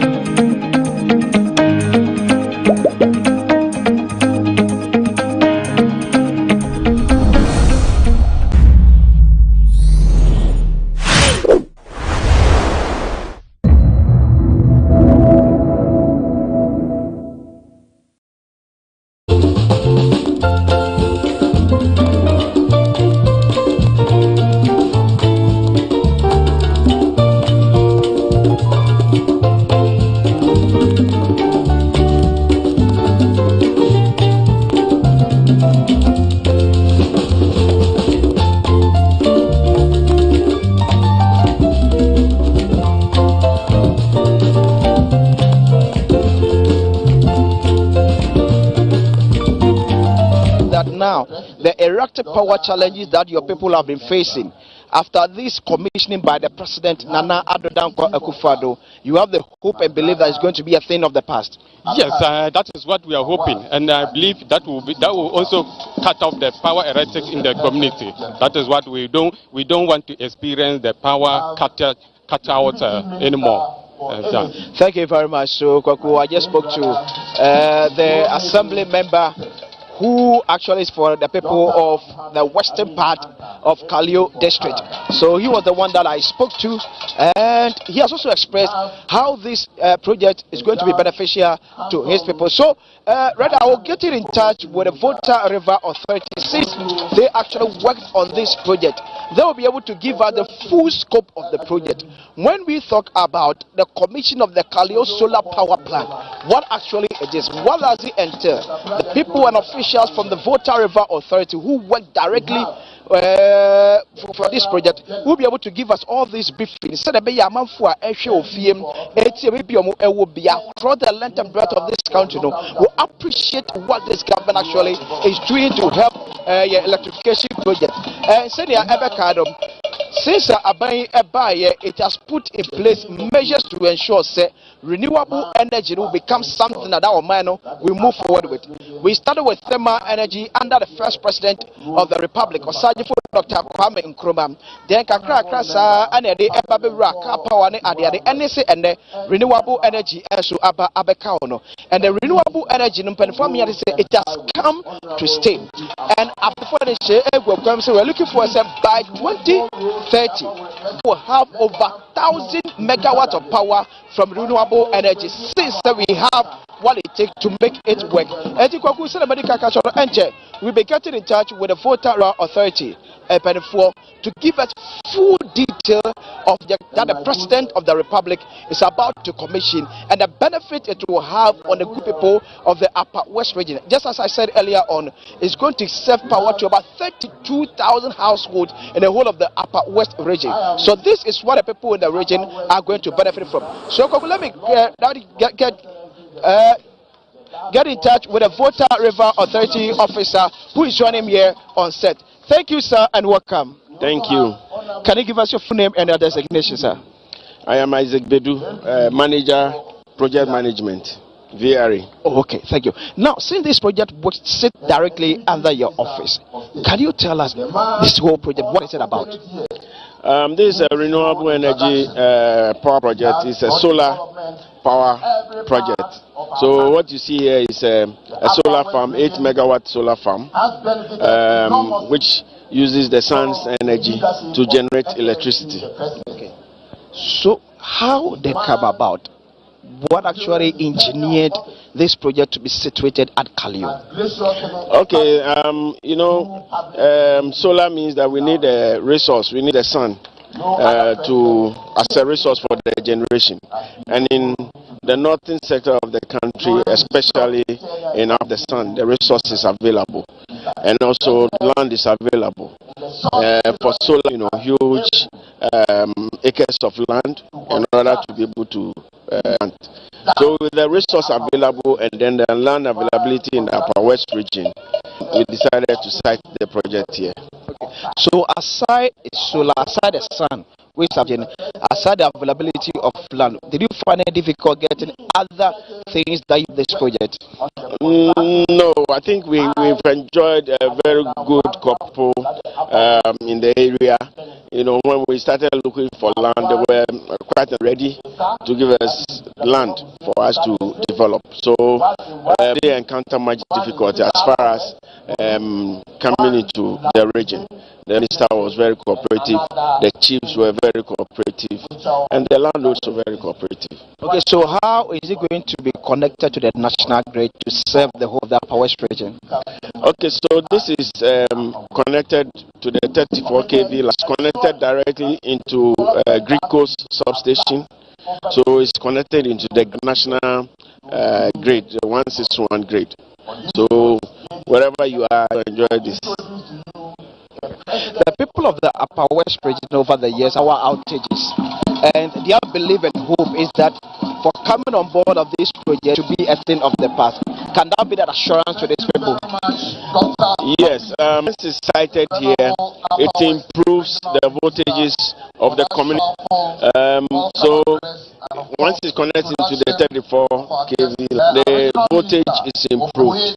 So those who are living around will enjoy voltage. It means that their voltage drops will reduce. Yeah, so this goes straight into the 161. For the one in Laura, it was into the district. So the people in Laura enjoyed direct benefit by the improvement in their voltages, and also because the radial wire goes to Laura, the people in Kaleo as well also benefit. Okay, so quickly, can you give us a little education about solar? Why, as a country, interested in renewable energy? Okay, so energy is to help us reduce our carbon emissions. Okay, when you do thermal plants, okay, you produce carbon emissions which are harmful to. But with solar, we are not producing those carbon emissions. Okay, and seeing our emissions in the environment and protecting the environment. That is one major benefit of solar. Okay, so what kind of orientation have you given to the people in the region to understand the effect of a solar planted in their region? There is no side effect. I mean, we've educated them about the benefit of the solar. They are using the sun's energy to generate the energy, and Ministers of State, Your Excellencies, Members of Council of State, Members of Parliament, Board Chairman, Water River Authority, Municipal District Chiefs, my colleague Namibu Ankuri, Chief Directors, Heads of Security Agencies and Departments, the press, distinguished guests, ladies and gentlemen, I am privileged and greatly honored to have been chosen to chair this August gathering. First and foremost, on behalf of the chiefs and people of the region, and on my own behalf, I wish you and your entourage to the region. Secondly, we wish to express our gratitude and appreciation to you, Mr. President, for the relentless efforts you have into your administration to change the narrative of the Upper West region and Ghana as a whole, despite the economic challenges. It is unprecedented, the monumental flagship programs and projects you have changed the lives of Ghanaians during your tenure of office. This cause to celebrate, knowing that the people of Ghana did not make it for maintaining you as the President of the Republic of Ghana. We, the chiefs of this region, have had the opportunity to participate in the launch of a number of social programs you have initiated and implemented across the country, particularly in the Upper West region, to mitigate amongst people who are mainly farmers.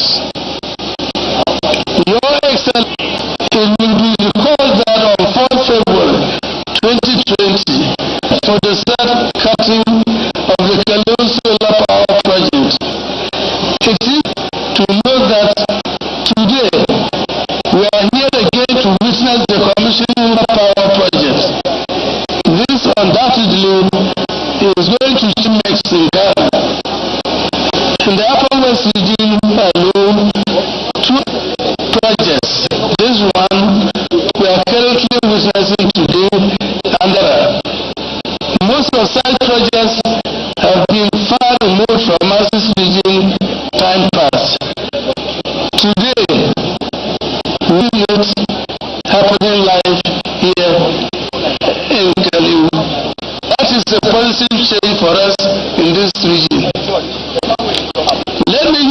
opportunity on behalf of the people of the region to land-owning families for releasing the land for this magnificent project. It must be noted that going forward, Mr. President, I would be made to recruit people from the locality, especially with requisite technical knowledge, and the community to benefit directly from the project.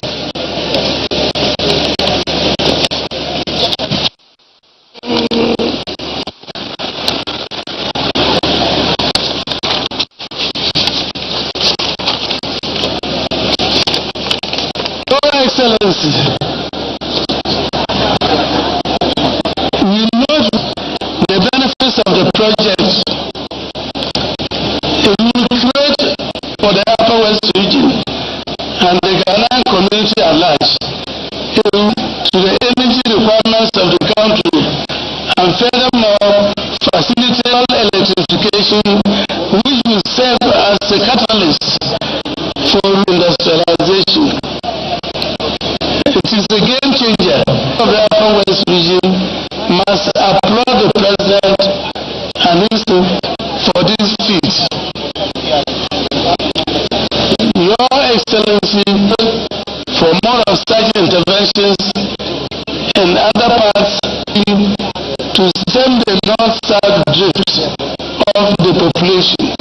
Your Excellency, as traditional authorities, we are aware of economic challenges which have affected many of your social programs aimed at improving the livelihood of Ghanaians. You have indeed shown leadership and kept faith with the people in your efforts to bring the economy back to normalcy.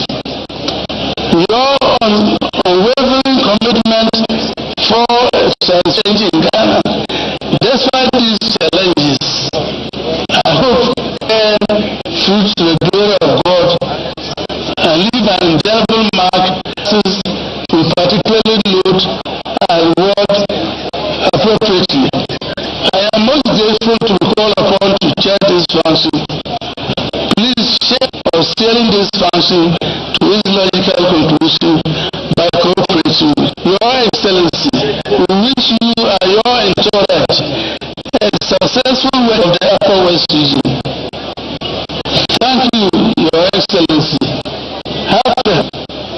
May God bless our homeland, Ghana. Thank you. Thank you very much.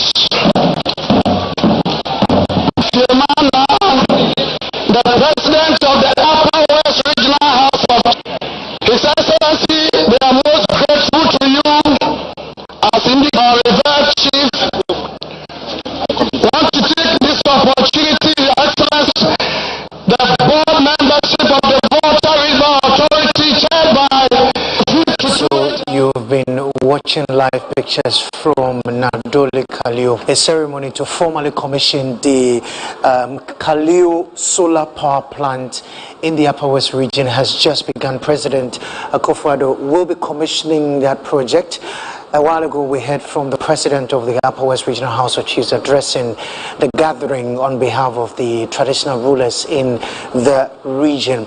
Just to give you a bit of a background, so the solar power plant is a 13-megawatt plant in the Nadole Kaleo district of the Upper West region, and it is expected to provide power to some 32,000 households. The 22.8 million euros project was executed by Legnor SA from Spain with Tractable Engineering of Germany acting as the project consultant. We're told that it was funded by the KfW, a German development bank, through a loan agreement between the government of Germany, represented by KfW, and the government of Ghana, represented by the Ministry of Finance and the Volta River Authority. Shortly, we will be hearing from other personalities who will be speaking, officials who will be speaking at this ceremony. We're told the VRA boss as well as the energy minister will be speaking before President Akufo-Addo presents his official address and goes ahead to do the official commissioning of the of the project. Right now, though, let's move back to the podium and bring you the speech by the VRA boss.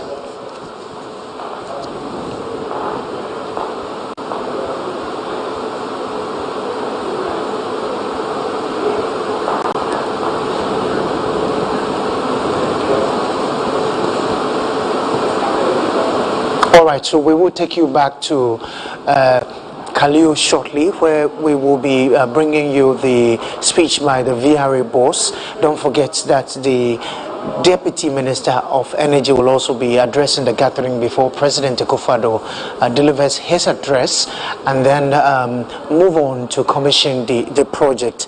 As I did indicate, this is the Kaleo solar power plant, which is situated in the Nadole Kaleo district of the Upper West region, and we're told that this facility or this project is expected to provide power to some 32,000 households. This is the final major activity for the president as he concludes day 2 of his tour of the Upper West region. Remember, after today, the president will be moving to the Savannah region for 2 days before he wraps up the tour of the 2 regions for the weekend. As usual, we will be bringing you live coverage of all his activities in the region. This is a special coverage of the president's regional tours produced by the Ministry of Information live here in Accra, and you're also watching us on a number of television and radio stations, including GTV, Adom TV, City TV, Metro TV, Wontumi TV, Movement TV,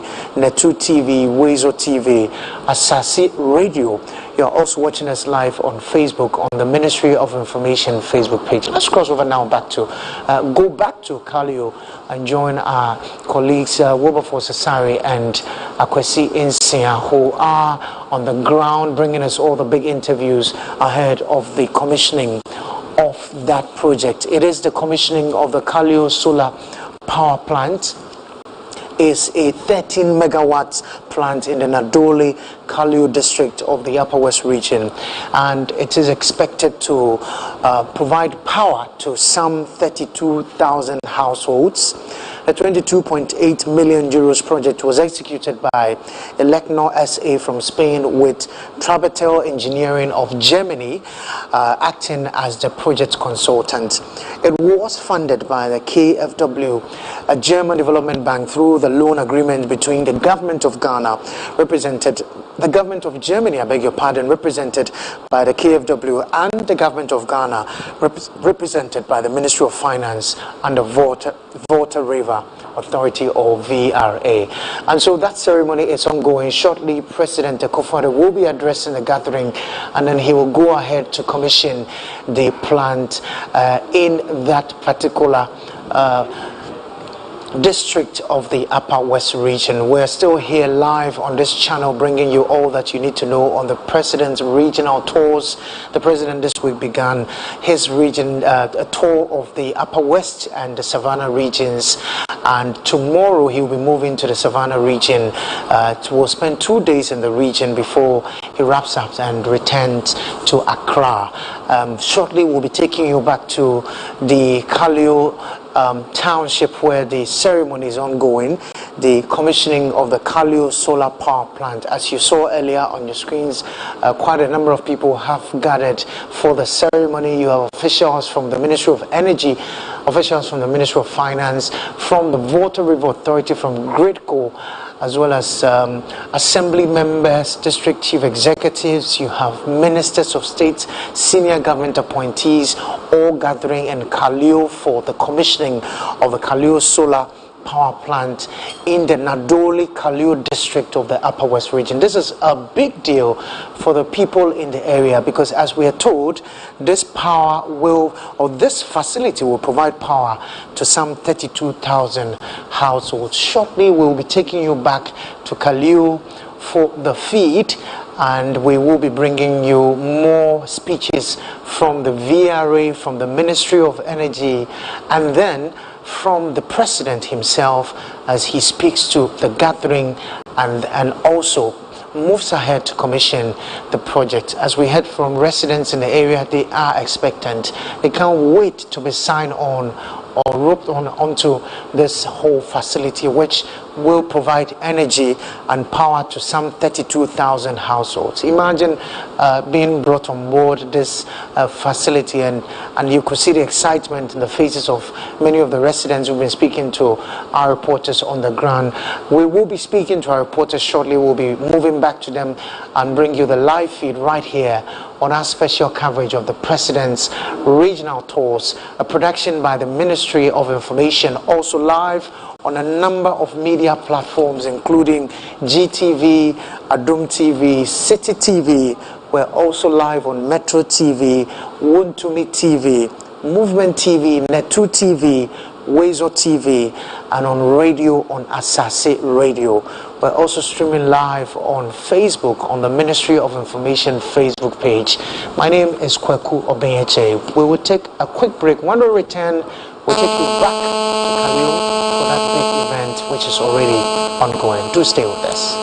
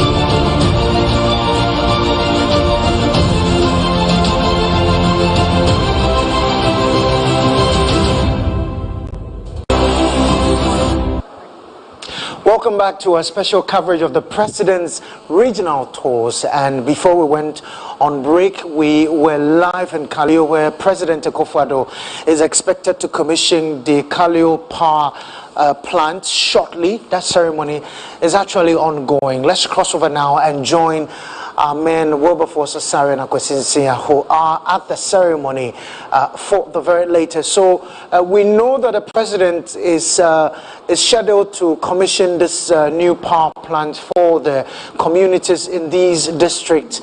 Wilberforce and Akwesi, take us through what has been happening now. Your Excellency, Mr. President, ladies and gentlemen, I think this project here today sends four important messages. First of all, a message to the people of Kaleo, the people of the region, and the people of the north of Ghana. This project will provide. This project will make the power supply in the region more reliable. And this is an important prerequisite for inclusive growth in this part.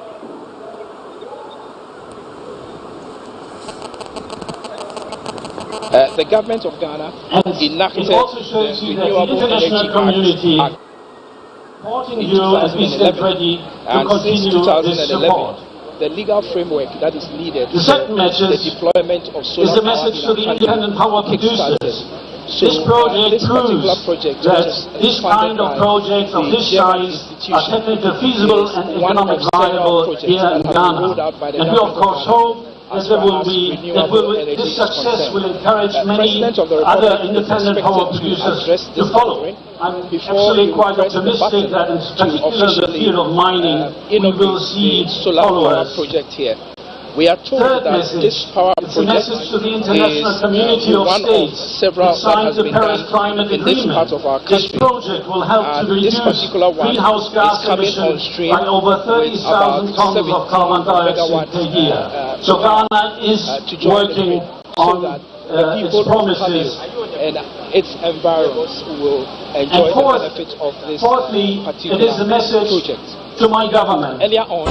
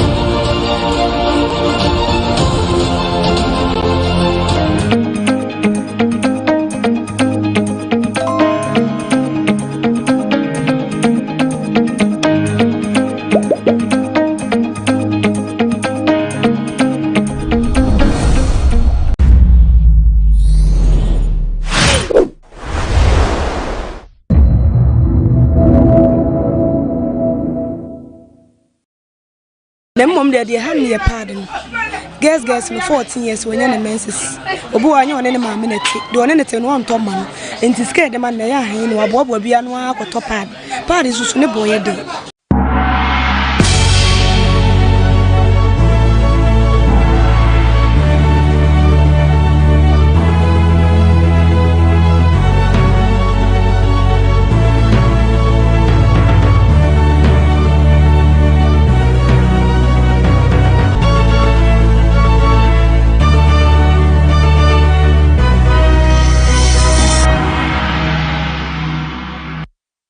And thanks for joining us on today's edition of BizTech on GhanaWeb TV with me, Ernestina Sewa Asante. Traders have bemoaned the rising cost of goods and services on the market. According to them, the rate at which the prices of goods and services keep increasing by the day has made living in Ghana a bit challenging. My colleague Stella Shanelly has the full report.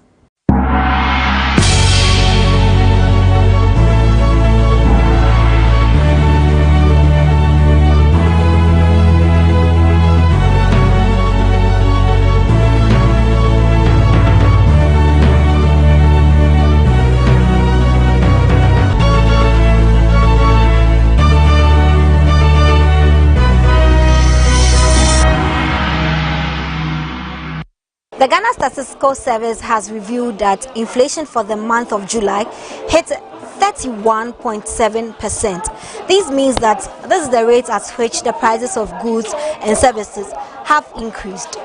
But we are in a Ghanaian market, the La Paz new market, to find out what the actual situation is on the ground and what factors have contributed to the price increases.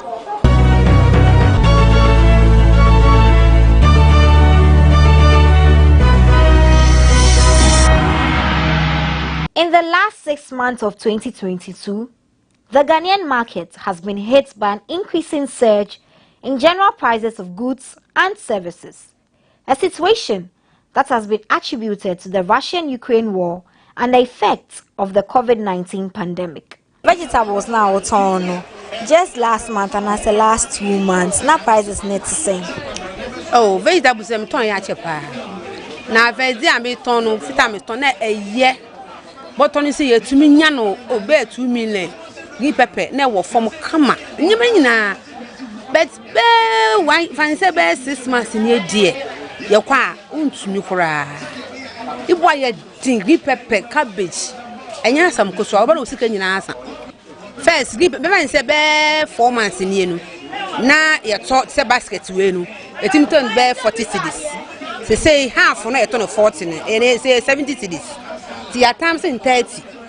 It do top 30 time yensa. Say so ho akomu no. De obenya no akodim. First time me ba na ye 40. Me tumi ton 1 cedi, yensa 2 cedi. Ti say me ko 70 cedi. Say me ton ba ko 2 cedi. Ana ba ko 15. Say say me tumi ko yan ne board wo no. Me ba me ton ne sa. Ti say ba ko 2 cedi. Yensa 5 cedi. Any first ba ko 1 cedi. No say kwa bebere wo. Ti say ne board no I drink. Imports have been a major contributing factor to the rise in inflation this year. Whilst the situation has been a result of the depreciating cedi, another factor has been the ban on exports by some producers due to the invasion of Ukraine by Russia. One commodity that has been affected is oil. Na anwano na 18. Sa abushun we mu about 22. Tembi abakobi ayetum. Tembi aba physical so me wodi amikoi anwan ni eto ne sei obakwani atum. Kosua kura de one kura de nasem kura de enwanwan. Kosua yetan 12 cedis me ba ana kasia na 30 cedis enkitu akura wo so enkitu akona na 26 kosua hwefo man ka onfa bi onfa ana kura de ne kan bo fom kura wo ka mo se aduro ne bo ayden aburo bo odin aduro edugumode ende ne bo ayden sem bebere endi kosua se create na emi ko 35 kosua ketwa 28 29.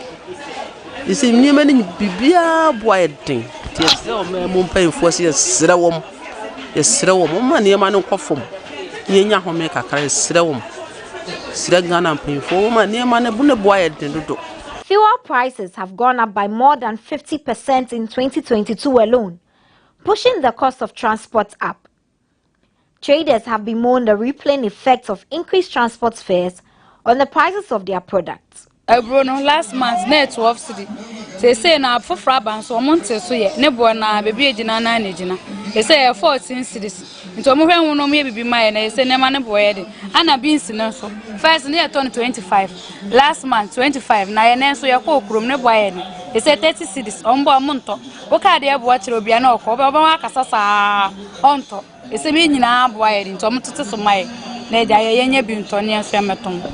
rice no first no na ye to water no om de my 3 million and na yakwa almost 4.2 yentiminto local na kra boye de nche abrofo de no to muti local no so na yentiminto bi na ye say local no so obi andi na abrofo de no so ne boye de first no ye to abrofo de bottle no 3 million and na yakwa 3.5 4 million yentiminto na yabeton.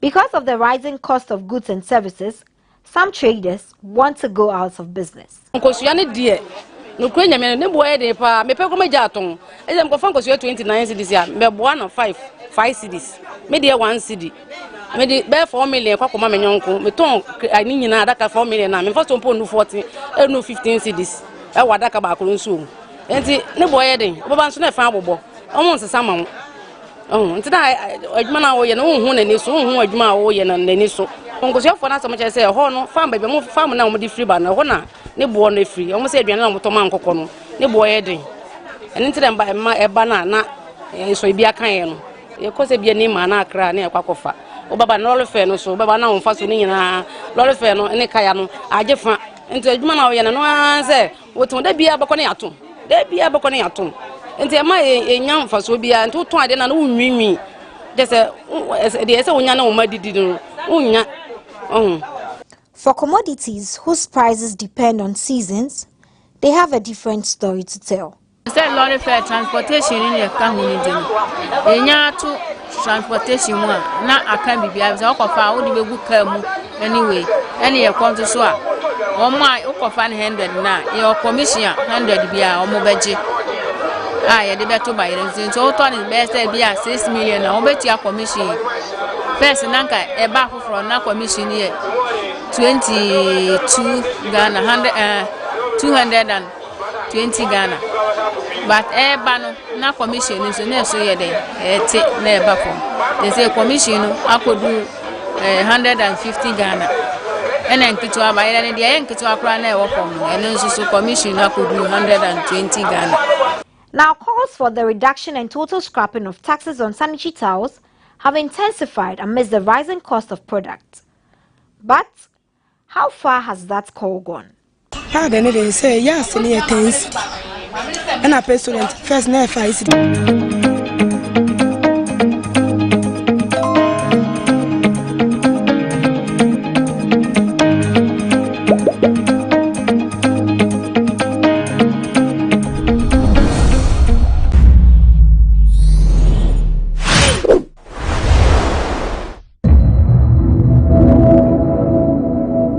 Distinguished members of the Upper West Regional House of Chiefs, the traditional rulers, residents of Kaleo, fellow Indians, ladies and gentlemen.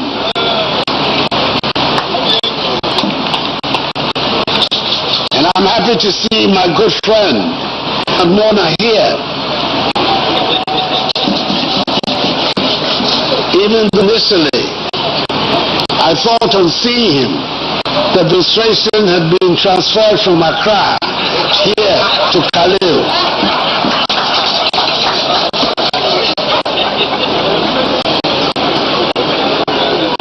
It is good to be back in Kaleo, especially to commission the Volta River Authority's 3rd megawatt solar power project.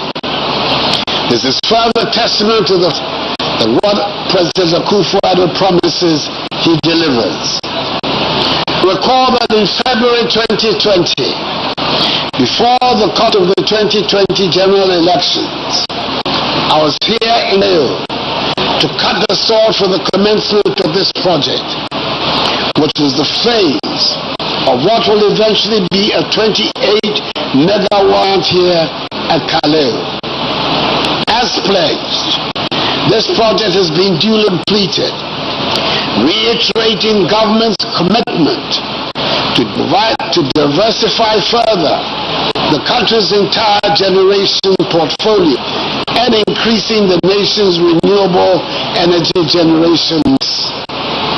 The project, along with ongoing interventions in the area of energy efficiency, use of natural gas for thermal generation, adoption of cooking solutions, decarbonization of oil production, amongst others, is helping us accelerate the attainment of our nationally determined contributions, as presented at COP26 in Glasgow, in the United Kingdom.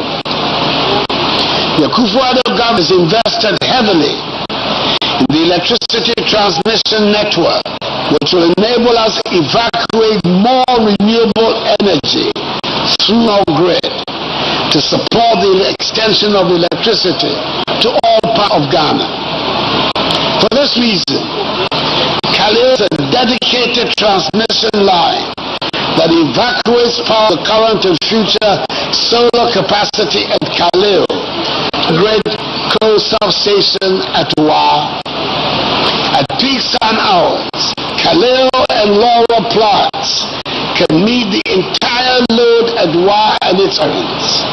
This can make Wa the greenest city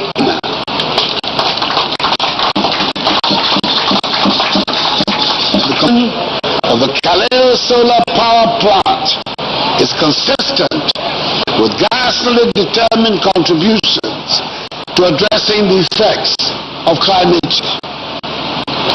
Ladies and gentlemen, Chairman, since 1961, the nation started commercial production of electricity. Almost all the decent assets, with the exception of the Plea hydropower plant, have been located in the middle and southern parts of the country. Thus taken upon ourselves, as part of our development trip, to bring some of these sources closer to the north, thereby additional opportunities in our regional development journey. Has been one of our main vehicles for improving access to electricity developments, particularly in the northern parts of, and it will continue to do so. A solar plant of 2.5 megawatts back in 2013. Under this government, successfully completed a 6.5 megawatt solar plant in Law, which I personally commissioned. Today, signing off on this 13 megawatt addition. This particular project in Kaleo commenced concurrent September 2019, and initially the combined capacity projects was to be 19.5 megawatts. I'm reliably informed that through the diligence of the Volta River and the implementation of some technical improvements, the project capacity of 22.8 megawatts to VRA management and their technical teams. This increase in power generation in the upper is evidence that the region's industrial and socio-economic accelerate.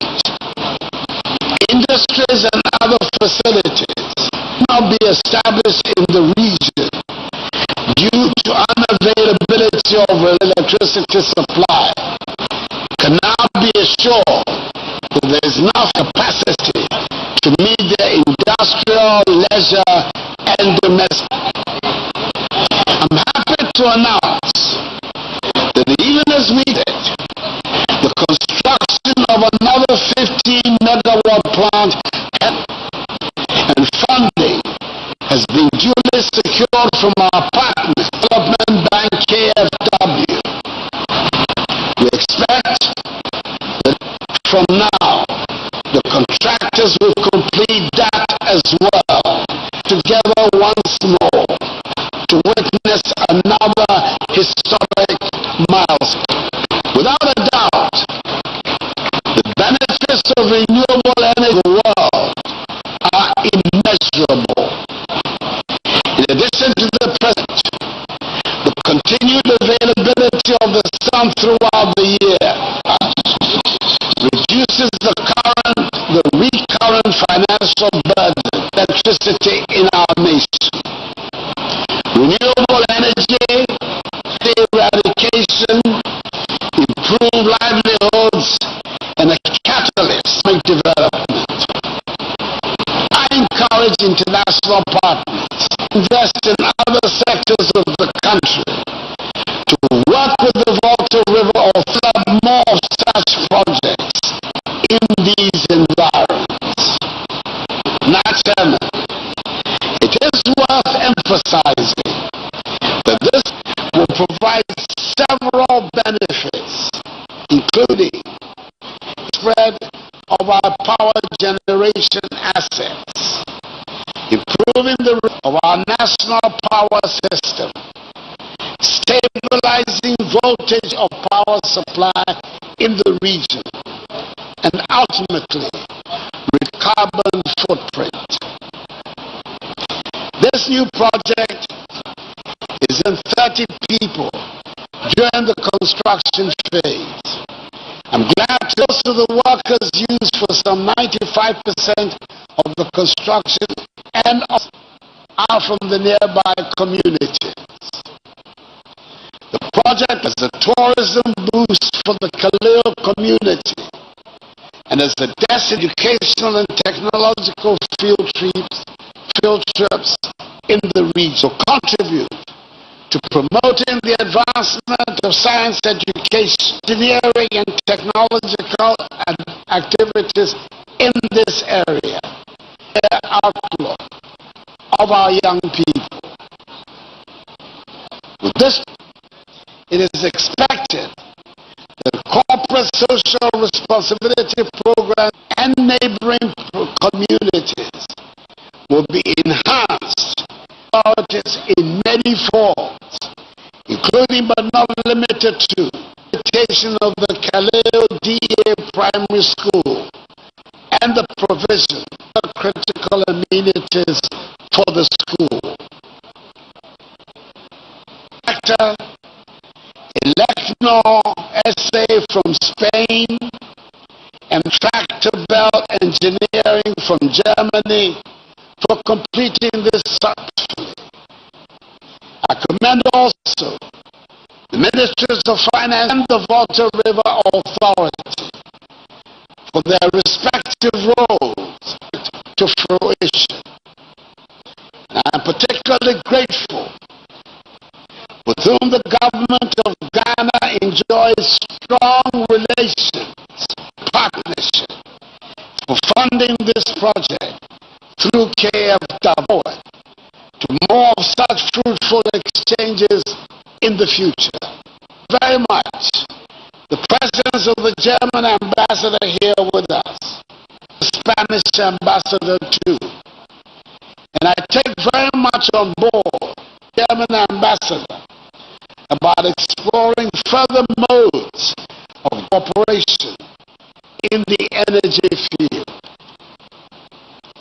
On behalf, I express my sincere appreciation to the Upper West Regional Minister leaders and all stakeholders for their support in the development of these projects. It is my sincere that maintenance of the project will be on top of everybody's the purpose for which it is being set up will not be lost. And that chairperson, ladies and gentlemen, pleasure to declare the 13 megawatt Kaleo solar power commission.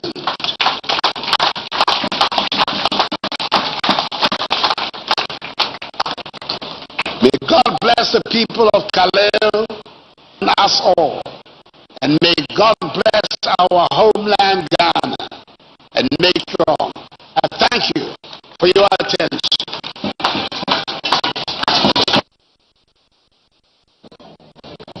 Thank you. Thank you very much, sir. We would like to invite Mala Nuhu Ali from Kaleo to give us. All right, so President of the Republic, Nana, to just address the gathering here at Kaleo. And essentially, Kaleo solar power project is duly commissioned. Indicates that he's excited about this project, and that's because the Upper West region in the Republic of Ghana, because the amount of power from this project has the ability to essentially greenness in our country. I've just been joined by the Deputy Minister for Energy to address this gathering. He was there when the President was speaking. Let me quickly, the commissioning of this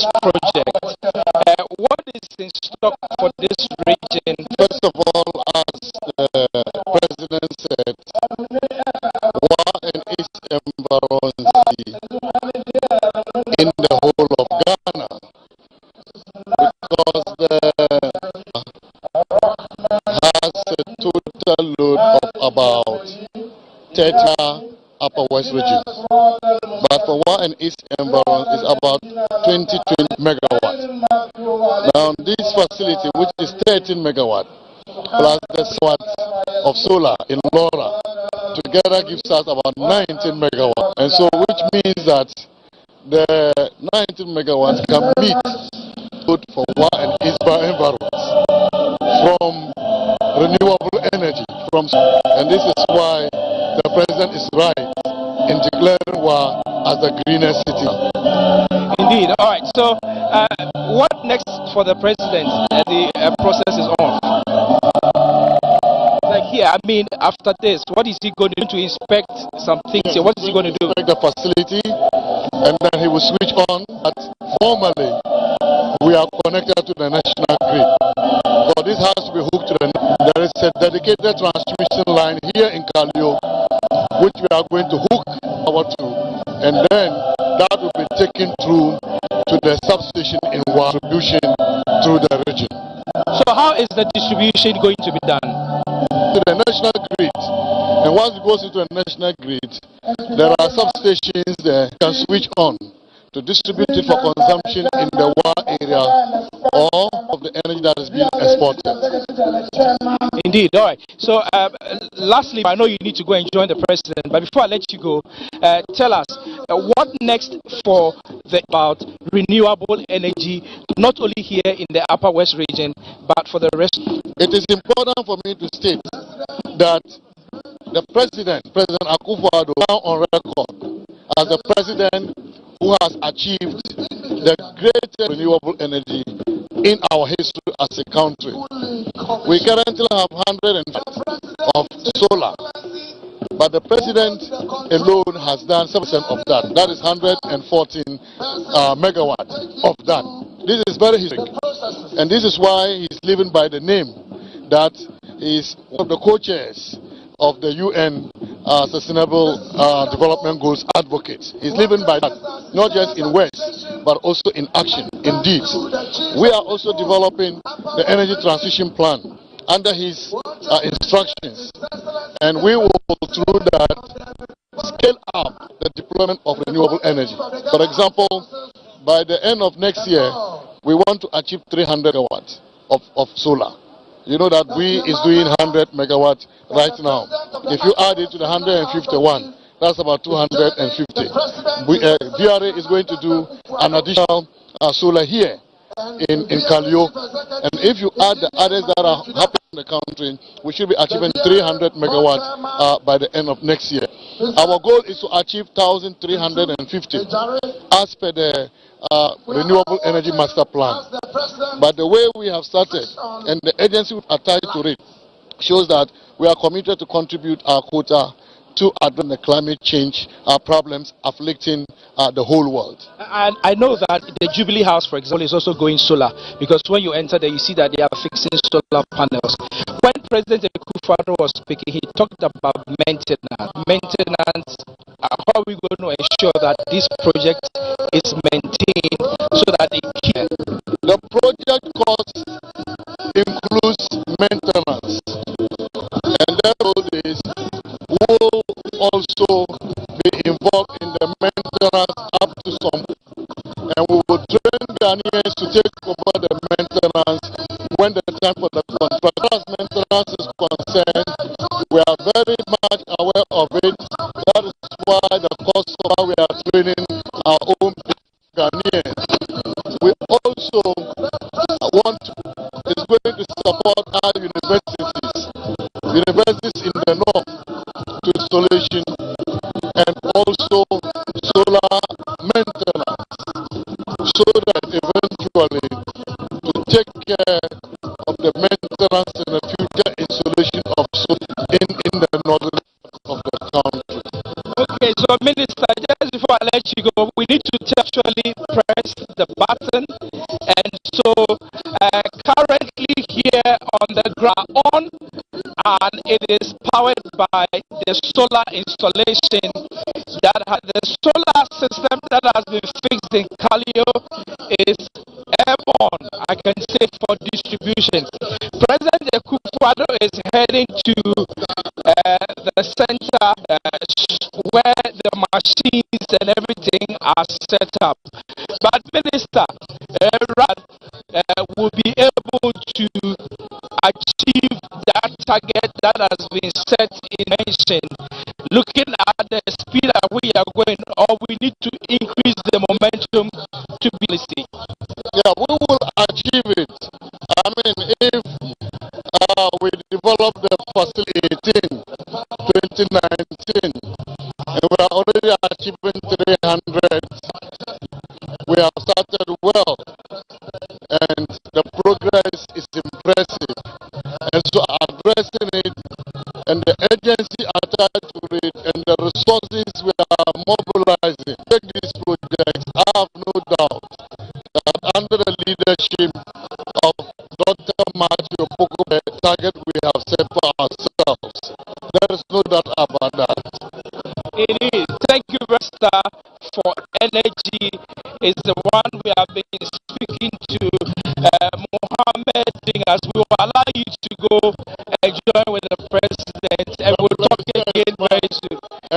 Right, so we've been bringing you a live coverage of the commissioning of project here in Kaleo, where President Akufo-Addo joined the chiefs and inhabitants of Kaleo to bring you the commissioning of the ceremony.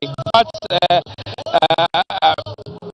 power, solar energy has been, lights are showing that indeed it is on, and we are told that, and hopefully the people of Wa, or the Upper West City in Ghana, because the power that is going to be supplied, meeting virtually all their needs in terms of electrical power. Once any kind of other sources of power and rely solely green, because it's one of the sustainable development goals to go. So once that is done here in the Upper West region, it would have become the greenest region in the Republic of Ghana. Which other region is going to join this renewable energy from the Kaleo power? Solar has duly commissioned it.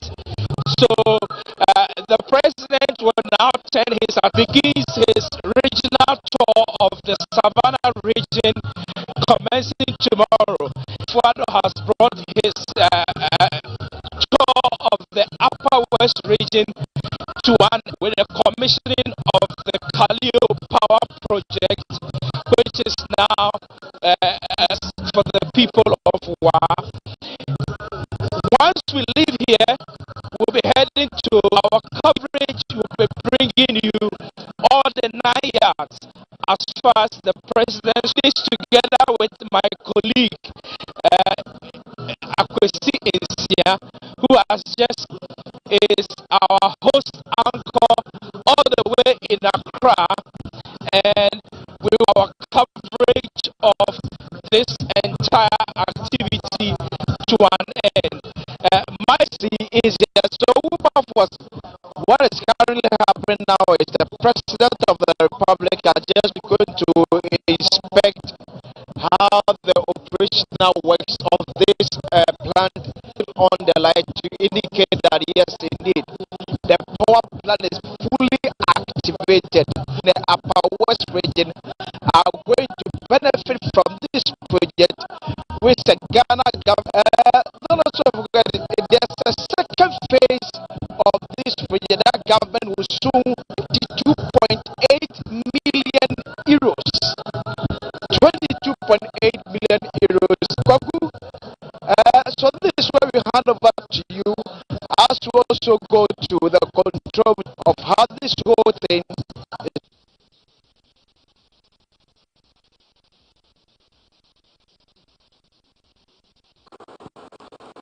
All right, Wilberforce Cesare, live updates from the Kaleo solar plant commissioning, which has just taken place. The commissioning was done by President Akufo-Addo as part of his 2-day working tour of the Upper West region. Don't forget, the President began his tour yesterday and he's wrapping up today in the Upper West. Tomorrow, he will be in the Savannah region to begin a 2-day working tour of that region. And we've been bringing you live coverage of the activities that the President has been embarking on throughout his tour of the Upper West region. We will continue our coverage, our live coverage tomorrow, right here on this channel, where we bring you the updates as well as all the major activities in the Savannah region. This is a production by the Ministry of Information here in Accra. My name is Kwaku Obeng. Just to recap a few of the major comments that featured in the President's presentation at the commissioning. The President said the project signifies government's massive investment in the energy sector.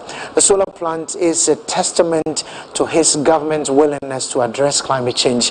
The President also says that this project is in combination with the Laura plant will help support industrialization in the Upper West region.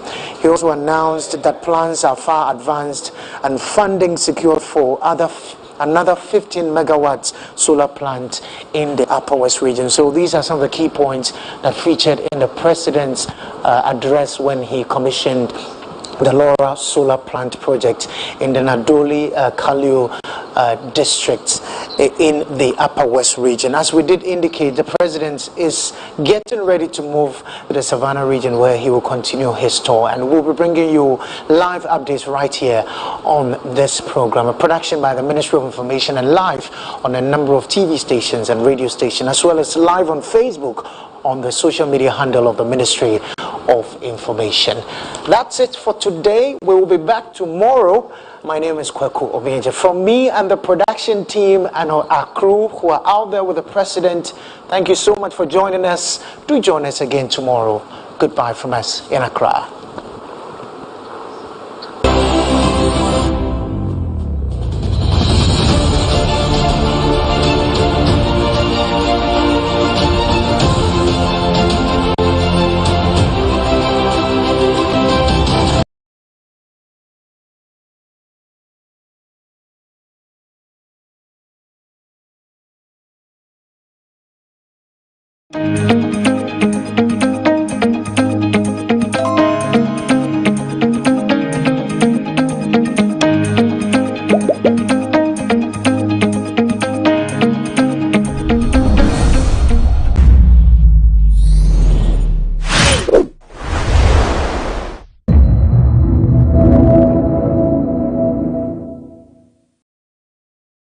They have me a pardon. Girls me 14 years when you're menses. Obu anyo one ma minute. Do one ne ten one tom man. Enti scared the man na ya hin wa bobo bia no akotọ pad. Pad is so ne boy dey.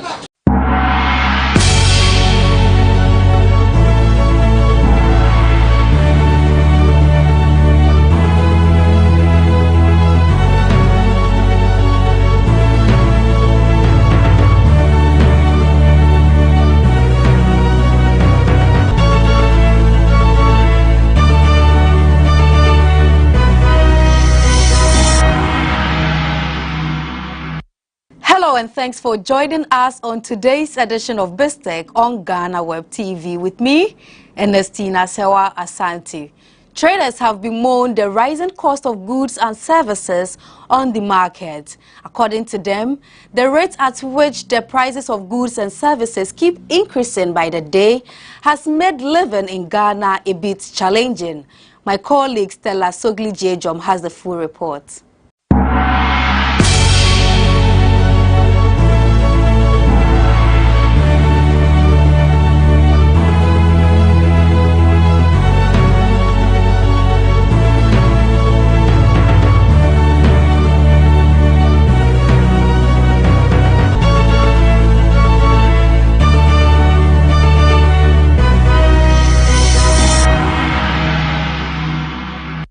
The Ghana Statistical Service has revealed that inflation for the month of July hit 31.7%. This means that this is the rate at which the prices of goods and services have increased. But we are in a Ghanaian market, the La Paz new market, to find out what the actual situation is on the ground and what factors have contributed to the price increases.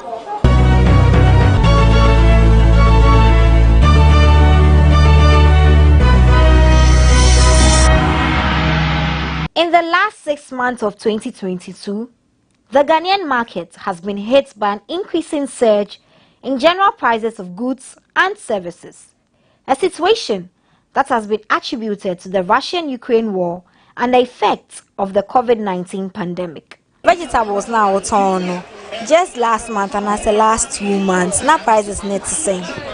Oh, vegetables I'm turn ya chepa. Na vegetables I'm turn vitamin turn a year. But on see to me nyano obey 2 million. Give pepper na wo form kama. Nyima nyina. But why fancy be 6 months in a dear. Ye kwa untumi kura. Ibo aye din give pepper cabbage. Enya sam koso oba no sika nyina asa. First give be fancy be 4 months in ye no. Na ye to se basket we no. Etim ton be 40 cedis. Say half no ye ton 40 and say 70 cedis. Ti at times in 30. It do top 30 time and san. There is on one common. The obenya no akodim. First time me buy na 14. Me to turn 1 cedi, yes 2 cedi. They say me kwa 70 cedi. They me turn back 2 cedi. And I back 15. They say me ko yan ne board no. Me ba me turn is a. They say back 2 cedi. Yes 5 cedi. Any first back 1 cedi. No say kwa bebre wo. They say ne board no I drink. Imports have been a major contributing factor to the rise in inflation this year. Whilst the situation has been a result of the depreciating cedi, another factor has been the ban on exports by some producers due to the invasion of Ukraine by Russia.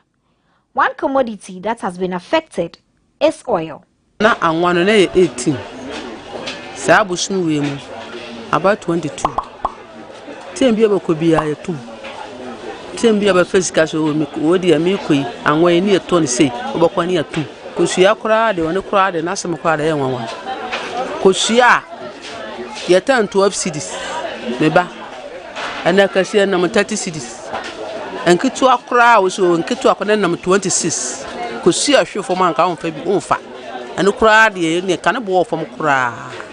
Wo ka mo se aduro ne bo ayden. Aburo bo den. Aduro edugumode en ne bo ayden. Sem bebere. Endi kosua se create na 35 kosua. Ketwa 28, 29. You see, me many bibia boy thing. Yes, me pay for sira wom. Yes, sira wom. Man, ye man ko fom. Ye nya ho me kakara sira wom. Sira Ghana pay for man, ye man bu ne boy thing do. Fuel prices have gone up by more than 50% in 2022 alone, pushing the cost of transport up. Traders have bemoaned the rippling effects of increased transport fares on the prices of their products. Bruno last month net 12 cedi. Say na for fraban so monte so ye ne bo na bebi ejina na ejina. They say 14 cedis. Nto mo hwen no me bibi mai na say ne ma ne bo ye de. Ana beans no so. First ne turn 25. Last month 25 na ye ne so ye ko okrom ne bo ye de. They say 30 cedis. Ombo amonto. Wo ka de bo akire obi na okọ. Oba wa kasasa onto. They say me nyina bo ye de. Nto mo tete so mai. Local rice no first no na yeto boto no de my 3 million and I call almost 4.2 entiminto local na crab we de nche abrofo de no to muti local no so na entiminto bi na say local no so obi andi na abrofo de no so ne boye den first no yeto abrofo de boto no 3 million and I call 3.5 4 million entiminto na abeton. Because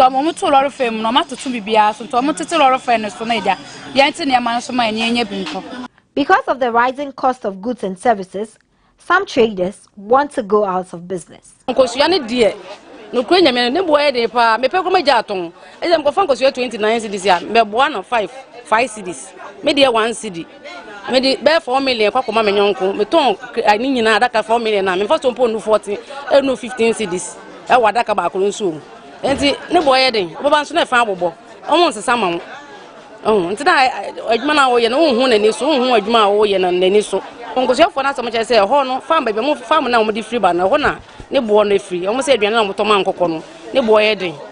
Eni ntira mba eba na so bi aka ye no. Ye ko se bi ni ma na akra na ekwakofa. O baba no lo fe no so baba na wonfa so ni nyina lo fe no ene kaya no ajefa nti adwuma na wo ye na no anse wotu da bia bakọ ne atom da bia bakọ ne atom nti ema enyam fa so bia nti wotu ade na no nwinwi je se de se wonya na wo madidi no wonya For commodities whose prices depend on seasons, they have a different story to tell. Say lorry fare transportation in your company enya to transportation mu na aka bibia so okofa wo de begu ka mu anyway any e come to so a omo a okofa 100 na your commission 100 bia omo beje ye de beto ba yere so to ni be say bia 6 million na obeti a commission first nanka e ba foforo na commission here 22 Ghana 220 Ghana. But bano na commission so na so ye dey te na eba from they say commission akodu 150 Ghana ena nkitu aba ye na dey nkitu akra na e wo from eno so commission akodu 120 Ghana. Now calls for the reduction and total scrapping of taxes on sanitary towels have intensified amidst the rising cost of products. But how far has that call gone? They say yes, near 10 cedi. And a president first never 5 cedi, say 8 cedi. Chaco wine never buy the 12 cedi. Some on the day, I come better make some because some on the day be omutum. The beer, some on the day be omutum. The na did 2 cedi no, they say 4 cedi. Say they did a crop 2 cedi, just 3 cedi. Can see 6 cedi, 7 cedi. Them mom they have me a pardon. Girls me 14 years when you're menses. Obu anyo ne ma minute. The one ne ten one tom man. Enti scared the man na ya hin wa bobo bia no akoto pad. Pad is ne boy dey. Enti nipa na venes when you scan top pad. So obefa boy. Obefa boy. Boy ne dey anya bia ento asa boso me so be nyisika. E ma ne dey akoto pad. Eno so dey nyinsa baba. Ti man na yetim dey say na ye den. Tore to kra ampo dey ne bo from kra 15 cedi. Dey ne bo from kra the neighbor from 15 cedi. The awo for come on money be kwa system dey be dey pa because we toilet no yi pad no yi samana okay ka ko 3 million and e man so school mo so mo din double it's any feed dey be dey pa ye dey ankasa. While many have called on the government to help matters by reducing fuel prices and other taxes, some people believe a collective effort by both citizens and the government will go a long way to solve the crisis. They may can say almost so many my but my fear home to poison a baby, so say near me boa bano. They said no money at Tomaka Crabbe better than that also. As I Messica Sama, the crab at me because there be a 2 no mem, the Messica Sama, the air costlo. And Tiania the tone for now was saying, never say, Yania near their boy, who gave me money a busan for be able to add Digby. And to no money a coffee by, then soon farm and fast one Emusu brave. The entities of Sabia will be able to me to be a near one no man's with me a tumpon. Me for be beyond Shabano. Then near more boy who see any pan of Ghana for the answer Subaya, abiding to me Shea. See any way of my moon, I was here to me there's a sign of your dream. Yet me Barbara, I bet me I say no more money to me a tumpon. Per the answers gathered from the folks here at the La Paz New Market, the prices of goods and services have gone up astronomically. According to them, this has been the highest rate that they've witnessed since they started doing business. They also say that Ghana's situation needs urgent attention. My name is Stella Shanelly for BizTech on GhanaWeb TV.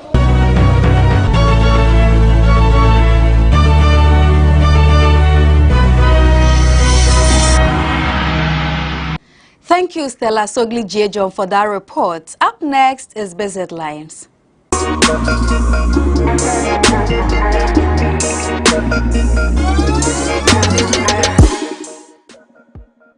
To our very first story, PURC has announced an increment in water and electricity tariffs. Electricity tariff was increased by 27.15%, whilst water tariff was pegged at 21.55%. According to PURC, These new tariffs will take effect from Thursday, September 1st. In a press statement cited by GhanaWeb, the Executive Secretary of PURC, Dr. Ishmael Aka, noted that in balancing the interests of service providers and consumers, the PURC acknowledged that the very economic variables that have occasioned the steep increases proposed by the service providers also affect consumers. The Commission added that some level of increases in utility tariffs were inevitable if the nation was to avoid another doomsaw and its attendant effects, including job losses. The Commission therefore decided to increase the average end-user tariff for electricity by 27.15% and water by 21.55% effective September 1st, 2022. He noted that these rates represented the positions of all stakeholders in the utility space in line with Sections 3C of PURC Act 1997, Act 538.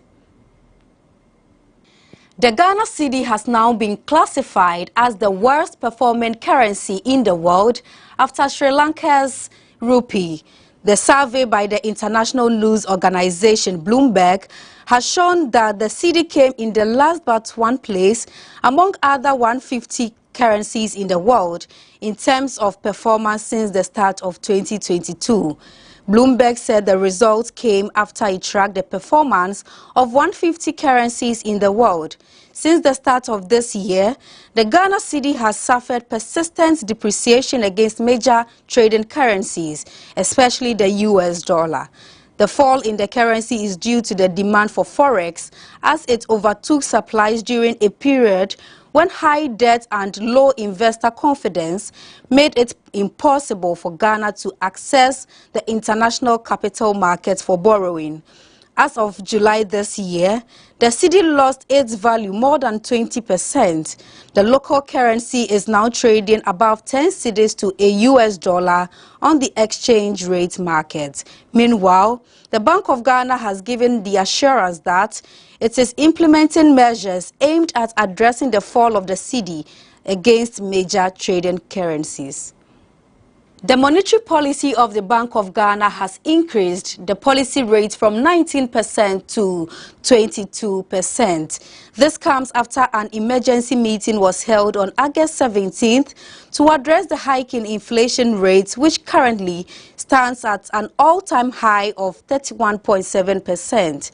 The central bank in an August 17th statement said, under the circumstances and considering the risk to the inflation outlook, the committee decided on a 300 basis points increase in the monetary policy rate to 22%. It also said as consumer price index released showed that the headline inflation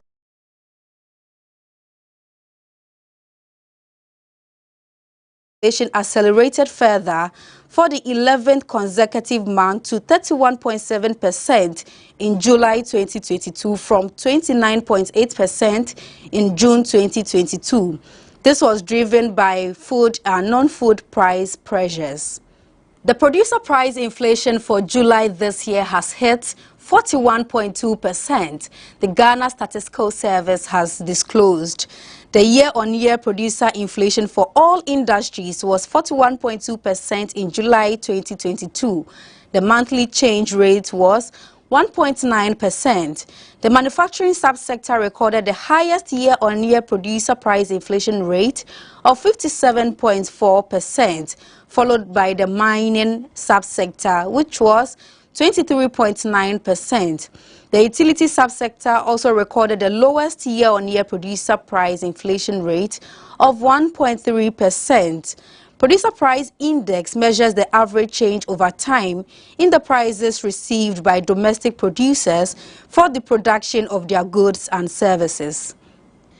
The newly established Office of the Registrar of Companies is now mandated public institution responsible for the registration of businesses in the country.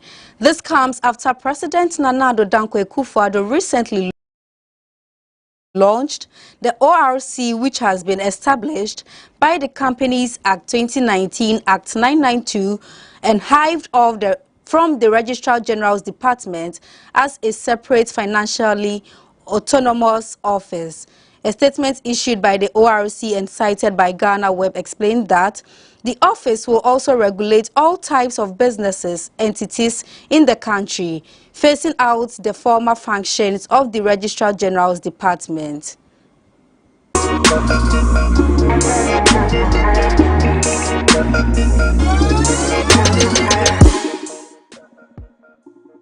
That's all for today. Thank you very much for joining us on today's edition of BizTech on GhanaWeb TV. This program airs every Friday on the same platform. Before we go, do log on to www.ghanaweb.com for more stories. Do well to follow us on all social media platforms on Facebook, Instagram, and Twitter at the GhanaWeb. On YouTube, GhanaWeb TV. I am Ernestina Sewa Asante. Do have a lovely weekend.